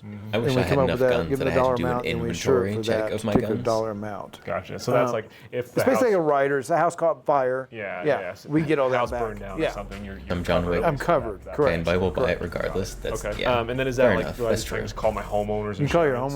homeowners. And the other thing is, not a lot of insurance companies will cover But that. Just like certain unfired car things. You know, some NIB insurance companies, inbox. especially the high risk ones, won't cover certain Little things on repetitive cars. there. You'd have sometimes you like there's can a sell it good to one someone called like X this Insurance out guy there. They cover this kind of stuff for a for little sure. more I money. can't remember what the policies, what they cost and stuff, but I think it all depends on your value, what you have. Right. So Yeah, that's interesting, man. I never would have thought of that. So it's just an insurance policy. You could just you feel comfortable back of your head. So if you left your house, God forbid, if it burned down, you know you're covered. okay, all right. So to recap here, what did we learn? We learned number one, you got to figure out your budget. You got to figure out what makes sense for you, and then you just have to have the discipline to sort of put aside whether it's $200 a month you're putting aside, $50 a month, Right. $5,000 a month, Yep. whatever it is. You That- just got to put it that is somewhere honestly safe something I where you should do. can't touch, and then just build that up. Actually Have have a discipline to do budget for Second is you guns need to figure out, I guess, instead of what like you're doing. spending my Is this an grocery money on investment them. that you're trying to make money on, Right. or is this something that you want to shoot and have fun and it's for you? Right. And obviously there can be crossover, but I guess which side of those Budget, you're what's leaning that on. exactly? And then after that, I guess exactly. deciding quantity versus quality, which kind of just feeds into that last one. Is this something that you want to have 10 of these guns or one of these guns with the potential to resell? Correct. We learned you absolutely need to insure these things. Yeah. And then Yeah, that's big. That's huge. and then you need to figure out how you want to display these. Whether you want to display them But if I have insurance, openly, keep them in a safe. if I have insurance, then I won't be able to put as much of my budgeted money into what I want to buy. I'll be spending that money on insurance. Bank account equals potential gun budget. Exactly. Like if you have like 6 figures in your bank account, including the cents, you can buy a gun. It's time. It's time to buy a gun. You just have to include the cents as part of the figures. Safe, whatever it is. Yeah, because my house before, I just took a bedroom and I went to a hardware store, bought that brushed aluminum and just displayed it on there, and that's how I did it. And I wish I had pictures back in the day of that. But that's how I did it before. I went slowly. I just did small purchases here and there and just gradually built it up. My first biggest purchase was the Barrett 50 cal. Yeah. That was my first purchase. Pretty reasonable first big purchase. So I'll never get rid of that gun just because of that. That is something that's really cool. It's like I can tell you guys from being, friends with him for so long. is like, this isn't something that he did for YouTube. He didn't, he's not like... I wasn't going to do it for YouTube. That wasn't I had to even talk in the him into radar. That wasn't even the radar. I was like, who wants to see this shit? Yeah, you know. but it was never He like can't afford a like home. let me show off my collection But you could for afford money, a or like let me transferable build a class collection for 3. money. No, like he properly loves this stuff and has Same. been collecting well before YouTube, and I'm sure well after, if this ever ends. Like, yeah, no, I definitely after. I just wish I started doing the YouTube stuff 10 years ago. yeah, it would be cool to see like the humble beginnings and then see it grow to what it is now. Because seeing it now is, I mean, it's Yeah, it's kind of a wow factor. Yeah, it's cool. And I think it took you 2 years to talk me into doing YouTube? Yeah, but cool. I feel like I got a lot of value out of that. Okay. I'm excited to build my collection. If you have any questions at all, make sure you put them in the comments, and I'll try to answer them the best I can. I'll give you the info and tell you what to do and what not to do. Yeah. I could definitely help you out for sure. But I want to wish Chad good luck on his collection. I know he'll do just fine. I'll point him in the right directions and give him some nice green guns that he likes. No, please. Oh, that's awful. That's gross.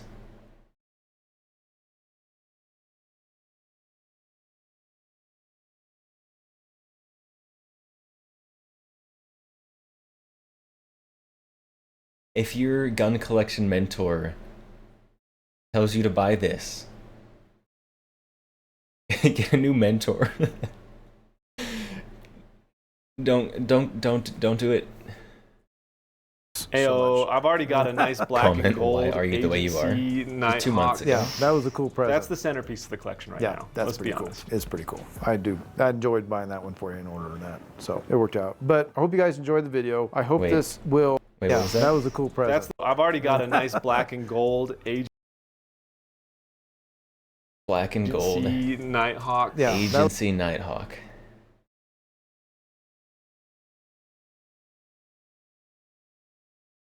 I assume that's this one we're looking at here. This, oh, no. It's not even like titanium nitride or something. That's like a gold Cerakote. No.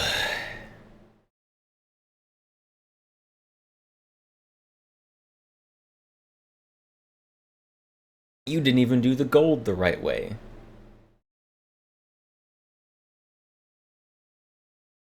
That was a cool present. That's the centerpiece of the collection right now. That's Let's pretty be cool. honest. It's pretty cool. I disapprove. enjoyed buying that one for you. And I ordering disapprove. that. So Even if I had one of those, it would not be the centerpiece I of my hope collection. this will set you straight on what you need to do for your collection. Just hit like and subscribe and take care. Subscribe. So, did this set you guys straight on your on building your collection? Are you all set straight now? Is that what happened here?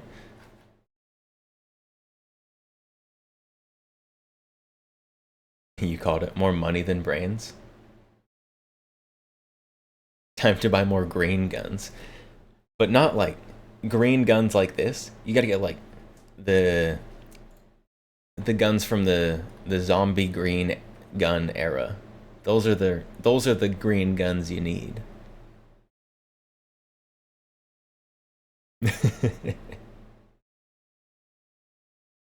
FDE. No, that green gun was definitely green. Not like a good green. That was bad green. What do you need to do for your collection? The opposite? I mean, he does have some really nice stuff. But then he puts it next to a red anodized AR. And even the good stuff looks a little cheesy. Me, an expert in gun collector buying, another Turkish gun. There are some Turkish guns I would like. They don't import them, so it doesn't matter. But there are some Turkish guns I would like. It looked FDE to you. If it was FDE, it would be an improvement. It would be better. Which Turkish? So, the Turkish Alof's gun. I would like one of those. Those are very cool. There's also a Turkish manufacturer that makes a revolving 20 and 12 gauge shotguns. I think having those would also be pretty cool. You want one of everything MKE? This true, MKE is in Turkey. Those are Turkish guns. Very true. But in terms of the cheap Turkish guns,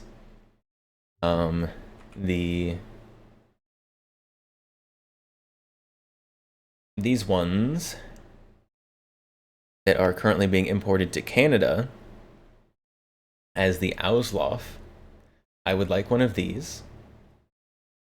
With the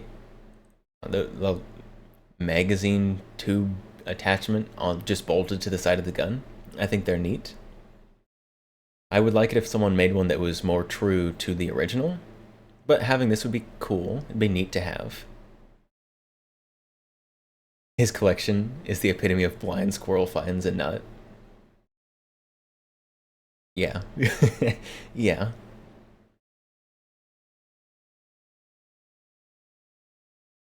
But he does seem to go pretty heavily off recommendations from other people.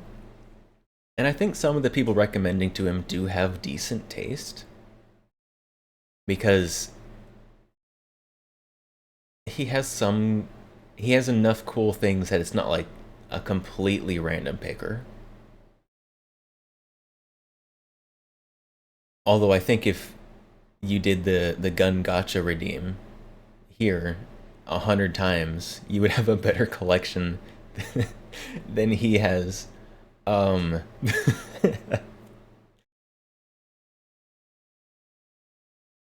wife, yeah, his wife seems to have good taste. That is true. That is true. SKS belongs in Tapco stock. No, it does not. I took it out of the Tapco stock. It came in a Tapco stock. And we saved it.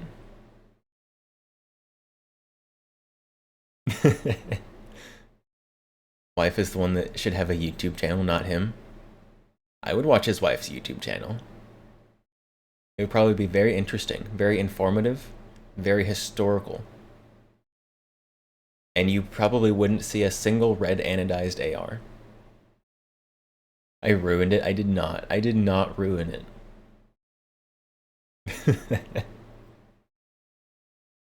I saved this SKS from a life of turmoil and hardship.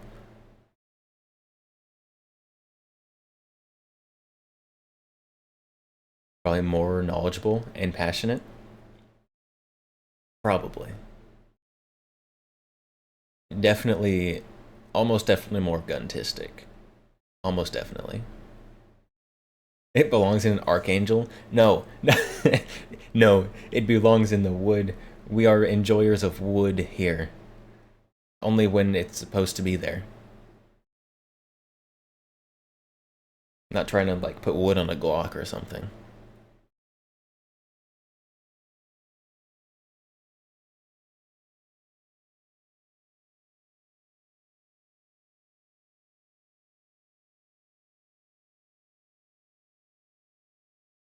No, we're not putting it, we're not putting anything in Tapco.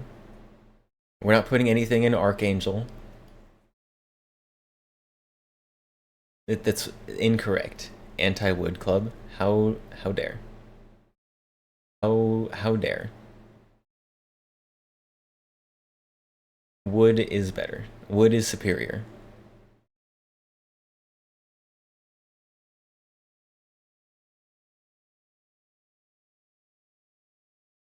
Wood is better in every way. For when it's supposed to be there. What about this? Oh no. Oh no. What Alright everybody, this is blowing up on YouTube.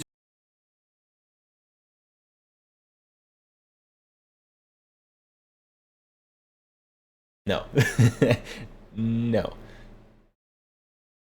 This is gross. This is not good wood. This is bad wood. YouTube, so we need to make an update video. It is I'm wood. Spencer from Hush Holsters. It is couple better questions than a that have been coming Tapco. up. This is the SKS folding Also, I don't think it's wood. stock. This looks like plastic molded to look like wood. This is not wood. This is plastic that's looking like wood.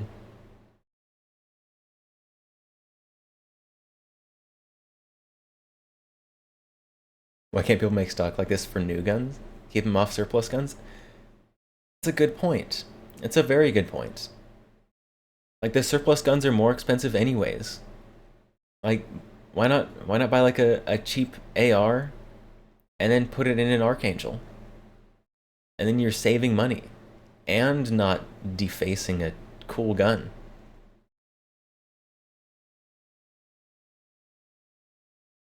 It's the finest wood from a plastic tree. Will we ship to Canada? Yes, No, we do have a wrong. Canadian distributor that we're going to be.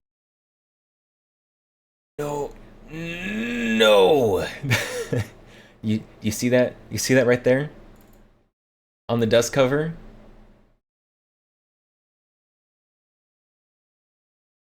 This poor SKS. And it's got a hollow sun on it.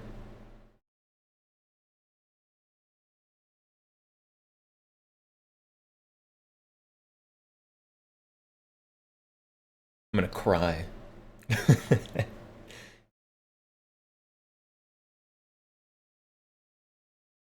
Be working with. Will this be in wood? Yes, this is a very close approximation of wood. We got American walnut styling right here. So this will be available in American walnut. The folding mechanism, Samson manufactures this here in the United States. Ruger has said no to anybody else touching this kind of stock. So I have redesigned this to use my IP, and it's very, very similar as far as action. Like, this part folds and locks out. Modifications are this part reversible. folds That is and locks true. out like that. Modifications But are it reversible. uses totally different manufacturing processes. Unlike that are some of the way things that I've seen cheaper, people so do this to, thing like, isn't going to cost $1 million. Mausers But and we'll stuff. fold to the side, lock up like this, the whole shebang. It will look a little bit different, but it will look much more Soviet, if you catch my drift. Let's see, what are the other questions? Will it fit my blank SKS? Yes. We are getting a hold of Yugos, Norinkos, German ones. We're going to try and get a hold of every kind of SKS. Did he say German SKSs? We have a 3D scanner. We're going to make sure that this fits with the maximum number of SKSs. Spike bayonet, blade bayonet, shorter barrels, whatever. We're going to make sure that it fits. It's not my favorite, but I will give him some things. At least it has the bayonet and can still have it. At least it's going to be made out of wood in the final production. So, like, if you wanted to get one of these, like if you bought a Bubba SKS that doesn't have the wood stock, this probably would be an improvement. If you're upgrading, like, from a Tapco, but you can't get your hands on, like, an actual wood stock, one of these would probably be okay.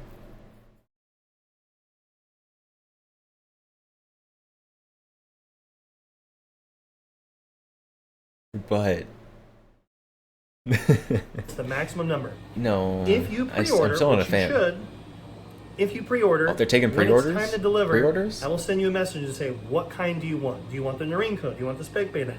If there's any differences His between heart's them. in the right If place? it all fits everybody, you're just going to get a stock. So, His if heart you is want going this parallel be to the right a place, product that you I can think. own, please 'Cause support the right pre-order. place Don't is just say, just hey, cool stock, making bro. wood stocks. Share it with somebody who has an SKS. Hit the pre-order button, because if we don't Pre-orders are have $250. funding for this, it's going to take forever to get it out. We have a supplier. I mean, $250 for basically a custom chassis. Not terrible.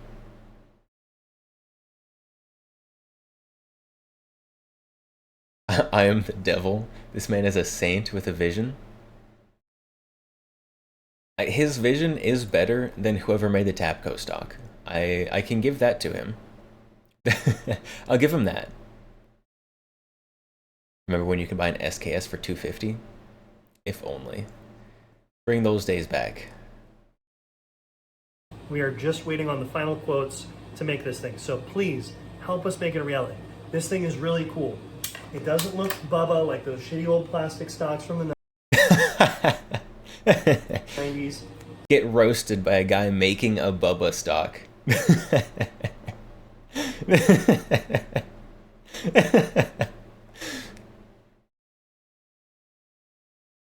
It does, yes. This gap here, it's got this real bad gap right here at the back that I'm It's big, a really good big length of hater. hole. I can get perfect access to that Bad Aces. Like if this just cut off here and didn't have this nubby part, it'd be a little better. Magazine screams Bubba. Yes. Yeah, that's true. Is tactical. You can have the iron sights on there as well. If you have one of those big risers, you'll be able to get to it. It's still a good amount of cheek weld. This will fit with fixed magazines, polymer magazines. I don't know if it'll fit with drums. I don't have a drum. So if you have an SKS drum, I don't know, send it to me and we'll try it out. But the only other thing we're thinking of is maybe removing this area so you can take the thing and field strip it without Is that an taking it AR out of grip? stock. But No, that's an AK? It looks like an AK this grip, is a maybe. drop-in What is fit. that? This will What is- drop what is the in grip? Take your hand any off. SKS that we're talking about here. The thing.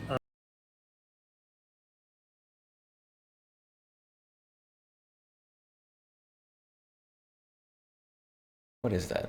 I don't know what grip this is. I'm gonna take AR field grips. strip it without taking it out of the stock. But this is Samson? a drop-in fit. This will drop in with any Can't even SKS that we're talking about here. take it down No modifications needed to your with gun. this Will it work with while in the AK mag stock? ones? I don't have one of those right now, so I can't confirm that this already doesn't work with it. But I have a 3D scan. It that seems I like will it'd be work getting with of the that, AK and we will confirm mag that it will work. SKSs. AK Although if you have an AK mag SKS and you're putting it in a chassis, you're committing a sin.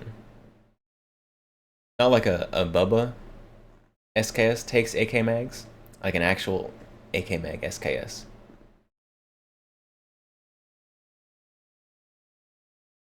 Took the Samson ATM stock and took the stock and grip. SKSD, that's the one. K mags, duckbill mags, Spix mags. So again, if you want this to be a product that you can buy right now in Canada or the US or whatever, please support the pre-order. Share it with somebody, share it with a Facebook group or a gun group, because if you really want this to be a thing that you can Oh no, he is a Bubba.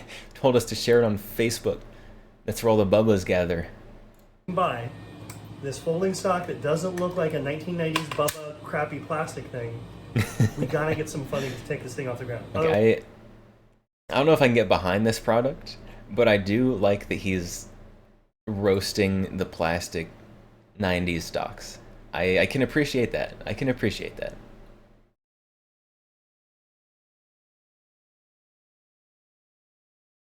You want to take SKSD, throw on Yugo grenade launching sight, and Tapco stock for Battlefield 4 SKS? No. How dare? Pot calling the kettle black. That is Otherwise, true. I'm just kind of working. The enemy of my enemy is not my friend. But I can laugh with him at the enemy. on this thing for free, and it's not very fun to do that. So go to the link in the description, hit pre-order, share this video. I promise you're gonna love this. This makes my SKS something that I actually want to go shoot. It looks cool, it folds up real nice and small. You can shoot it from the folding position. This feels really cool to do. I don't know about the bayonet, like this is like an extremely long rifle, but it still looks cool. Of course it's a right? long Like, rifle. That's You awesome. just put a really cool knife on yeah, the end so of it. support the pre-order. Let me know your thoughts in the comments. Thanks for watching. From the 80s, the height of Fuddism. Yes, it is that. Absolutely. Here, give me 1 second.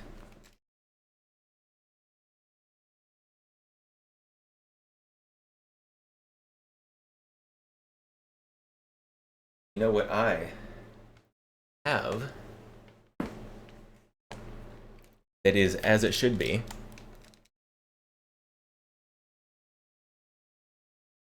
not on the SKS. Right here it's the perfect spot for it, not attached to the SKS, and not ever going to be attached to the SKS. The stock is neat on the Mini, not anything else.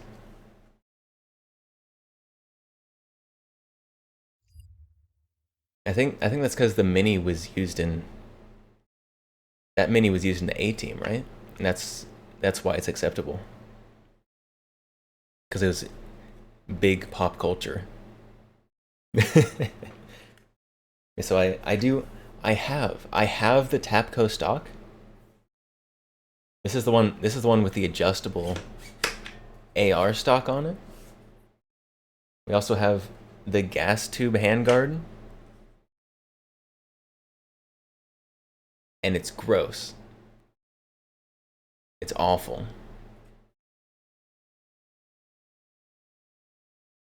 You'd argue it looks better on the SKS than the Mini? That is objectively wrong.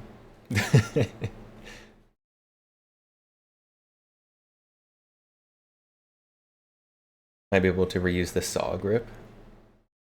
Maybe. Perhaps. I don't know what I would use it on.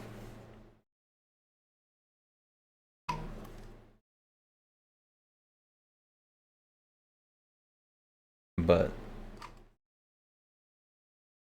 perhaps. But if I put the grip on something else, then it gets a lot harder to sell.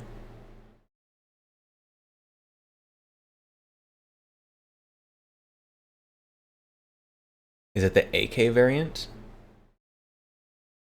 Since Tapco is dead, those are a bit harder to find these days. With the grip? Yeah, it looks like the AK variant. It's got the little cutout right there.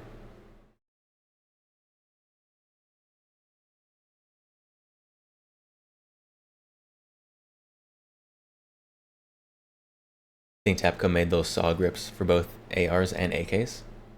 It is true. I could take this grip off, put just an AK grip on there, and then have a saw grip for an AK for some reason. In case I've ever needed that.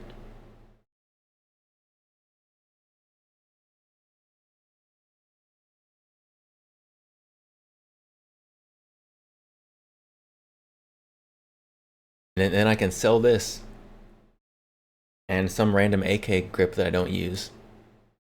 And it's perfect. It'll be perfect for some young FUD out there looking to do horrible things to an SKS. You wanted one of the AR ones for something, but never picked it up? Sad. Sad day. This is the AK one. I don't have any AKs that I would want to put it on, but theoretically, I can't imagine ever wanting to put it on an AK, but maybe someday. You don't remember what it was for now? Probably some very obscure, like, developmental gun that you found that you wanted to clone. If I was gonna take a wild guess. Did someone not buy Tapco? You're still seeing retailers selling the AK mags? Thought they came back? Someone might have bought some of Tapco's stuff. I'm not sure though. I have not seen any of their stuff around for a while. It's also possible that they just had warehouses and warehouses full of the mags, and they're still selling new old stock.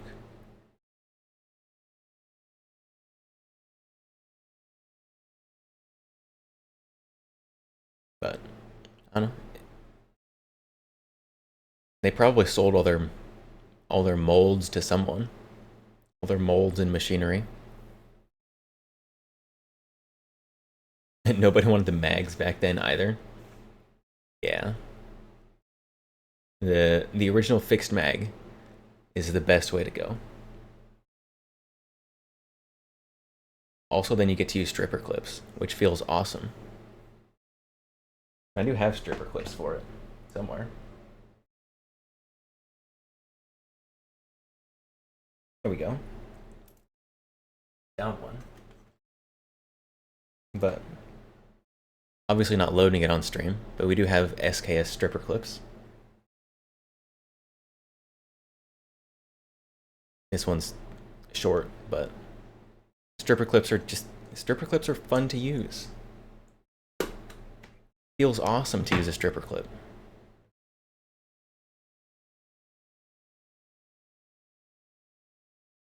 The height of panic buying.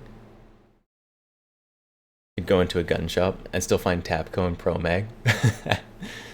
Yeah, it's true. Also a lot of 350 Legend. That's what you could find.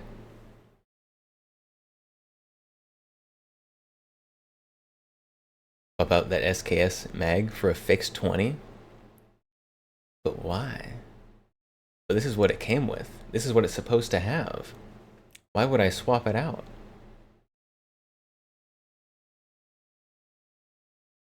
Ads. Yes, ads. Ads are going.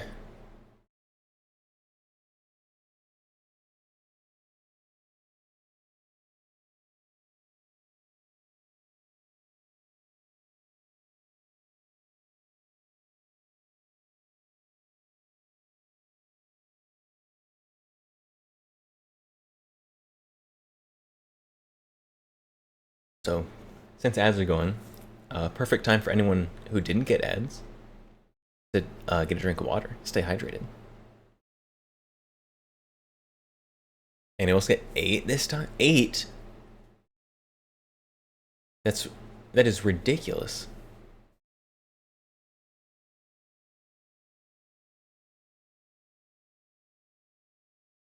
People. I just checked my ad settings though. They shouldn't be showing that many ads. Although, if they're like 5-second ads, I don't think Twitch has any ads that short. I think the shortest is 15 seconds. And there shouldn't be 2 minutes of ads playing ever. Unless I tell it to, which I did not.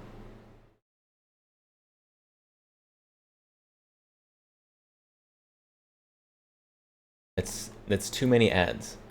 Too many.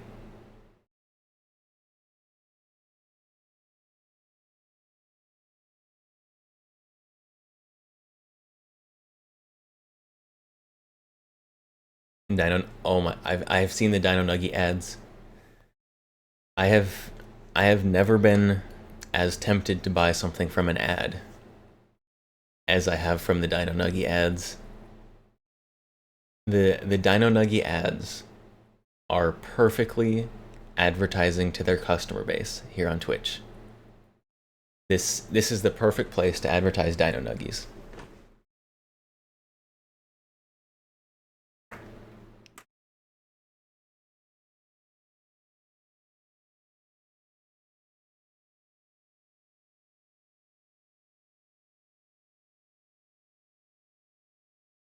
Oh, I did change my audio settings. I forgot to say something about it. I changed my audio settings. So theoretically now, the gun ASMR should sound much better.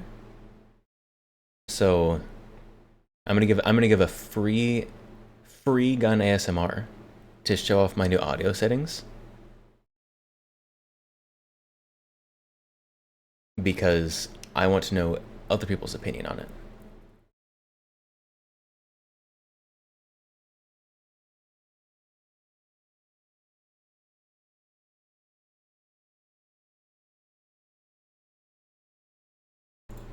All right, so we've got ASMR mode going now.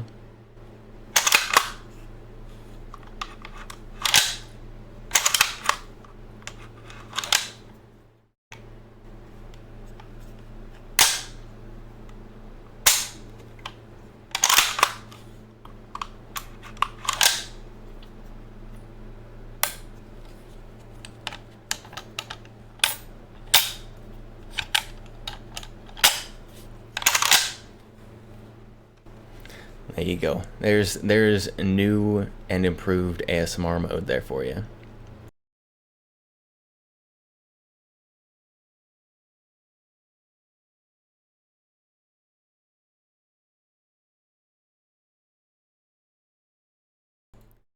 And it's still, I think it's still a little bit tinny,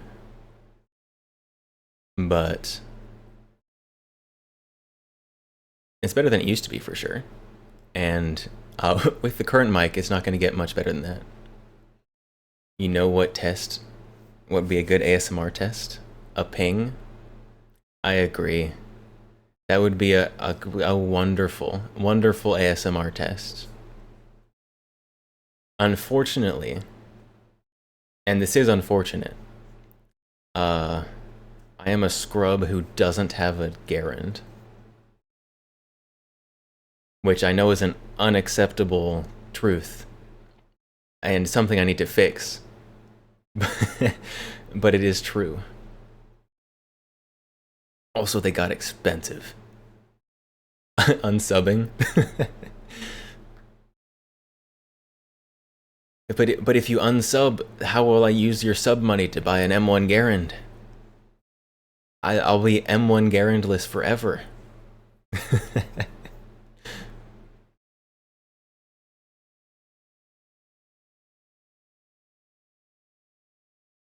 You don't have a Garand either? Don't feel bad. I still feel bad. Just because I want one. And I have wanted one for a long time. The problem is they just keep getting more expensive.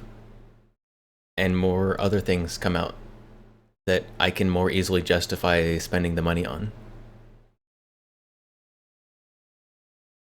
You also need one? This guy. This guy.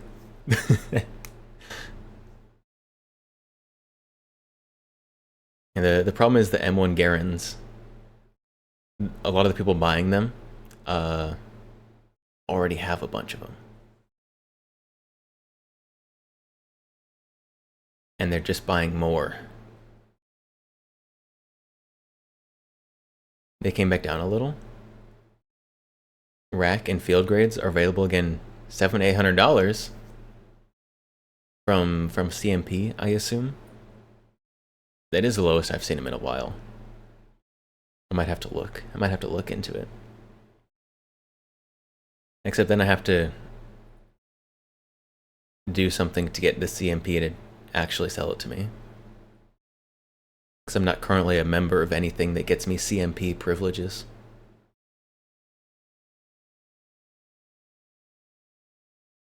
But that is worth looking into.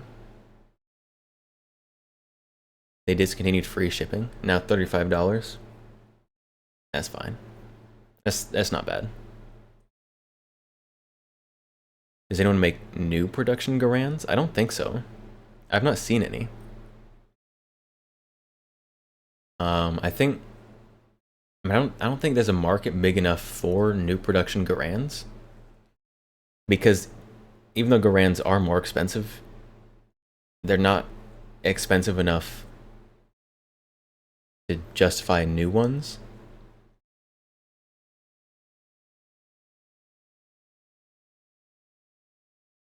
Fulton? Does Fulton make new Garands?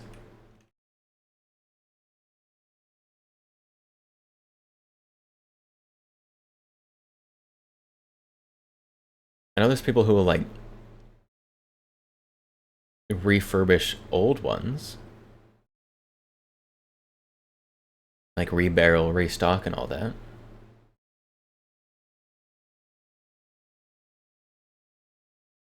Rifles.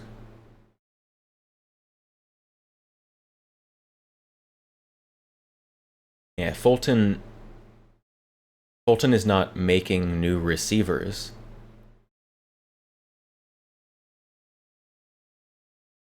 So, Fulton is restoring, not making. Also, the cheapest one is $2,300.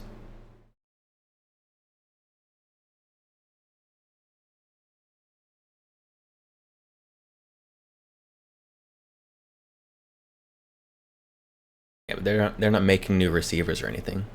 They are only rebuilding, and not really new production.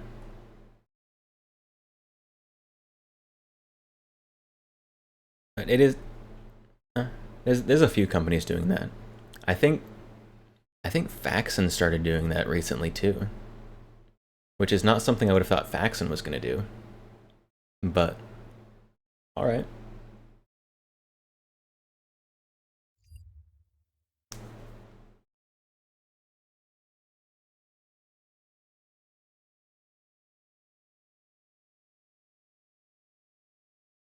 Faxon is also giving away one of their M1 Garens,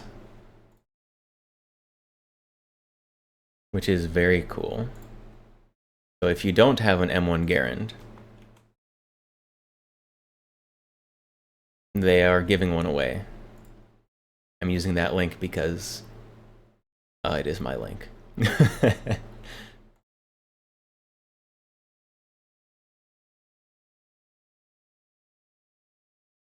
Also, it's easy to get to. I knew exactly where it was. But Faxon is currently giving away an M1 Garand, not sponsored that day. But don't give you more competition.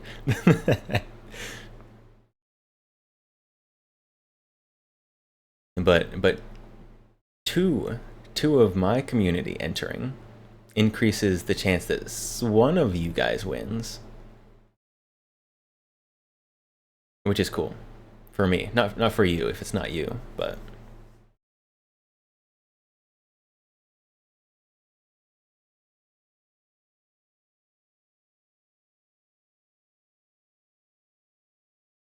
I do think that unfortunately it is going to be getting to ending the stream time. So I have not yet had dinner. I have also not had lunch. I have just realized. So I am about to wither away and starve. So, boo. What are you booing? Don't boo me.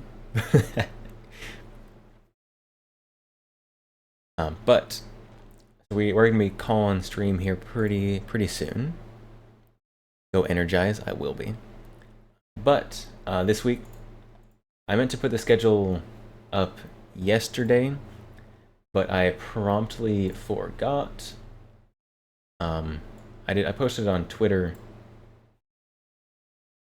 as stream was starting. It is now on Discord, which I just put it there. But the schedule this week, it throws tomato. Good, tomatoes are delicious. This will sustain, hence garlic. How dare. But this week, we've got the schedule. Tuesday, Thursday, we're doing Red Dead. Friday, we're gonna do some more view chat. The speed VTuber collab kind of thing. Very interesting. We did it a few days ago, last week. Very fun. Saturday, more just chatting, hanging out. And then Sunday, big fun stream. Sunday will be gun building stream. I finally got in the last of some parts to build a gun. So that will be on Sunday at 3 p.m. Central Time. I will be building my first Glock. I don't have a Glock yet, and I'll be building my first Glock on Sunday using no instruction manuals because it's a Glock. How hard can it be? Also, because then it probably makes the stream longer. So, it will not be a Glock brand Glock that I'm building, because those come pre-assembled. But That will be this Sunday. So, let us... Ghost Glock. It is not a Ghost Glock. It is a fully serialized Glock, unfortunately. No 3D printed parts. But it will be very interesting. Is it a PSA dagger? It is not a PSA dagger. It is not quite that nice. So we're going to raid out. Who do we raid today? You have 2 PSA daggers. Did they come free with other guns? Because they usually do. Wait, nice. Yes, that is probably the only reason I would have a PSA dagger, is if it came free with another gun. But we are going to raid out. Who do we raid today? Oh, Leaflet is doing her news reacting. If we want to see Leaflet being extra based, I think that's what we're going to do. That sounds good to me. We're going to raid Leaflet, who is currently reviewing the news. Oh, wait. I can't spell. We're about to raid some random channel.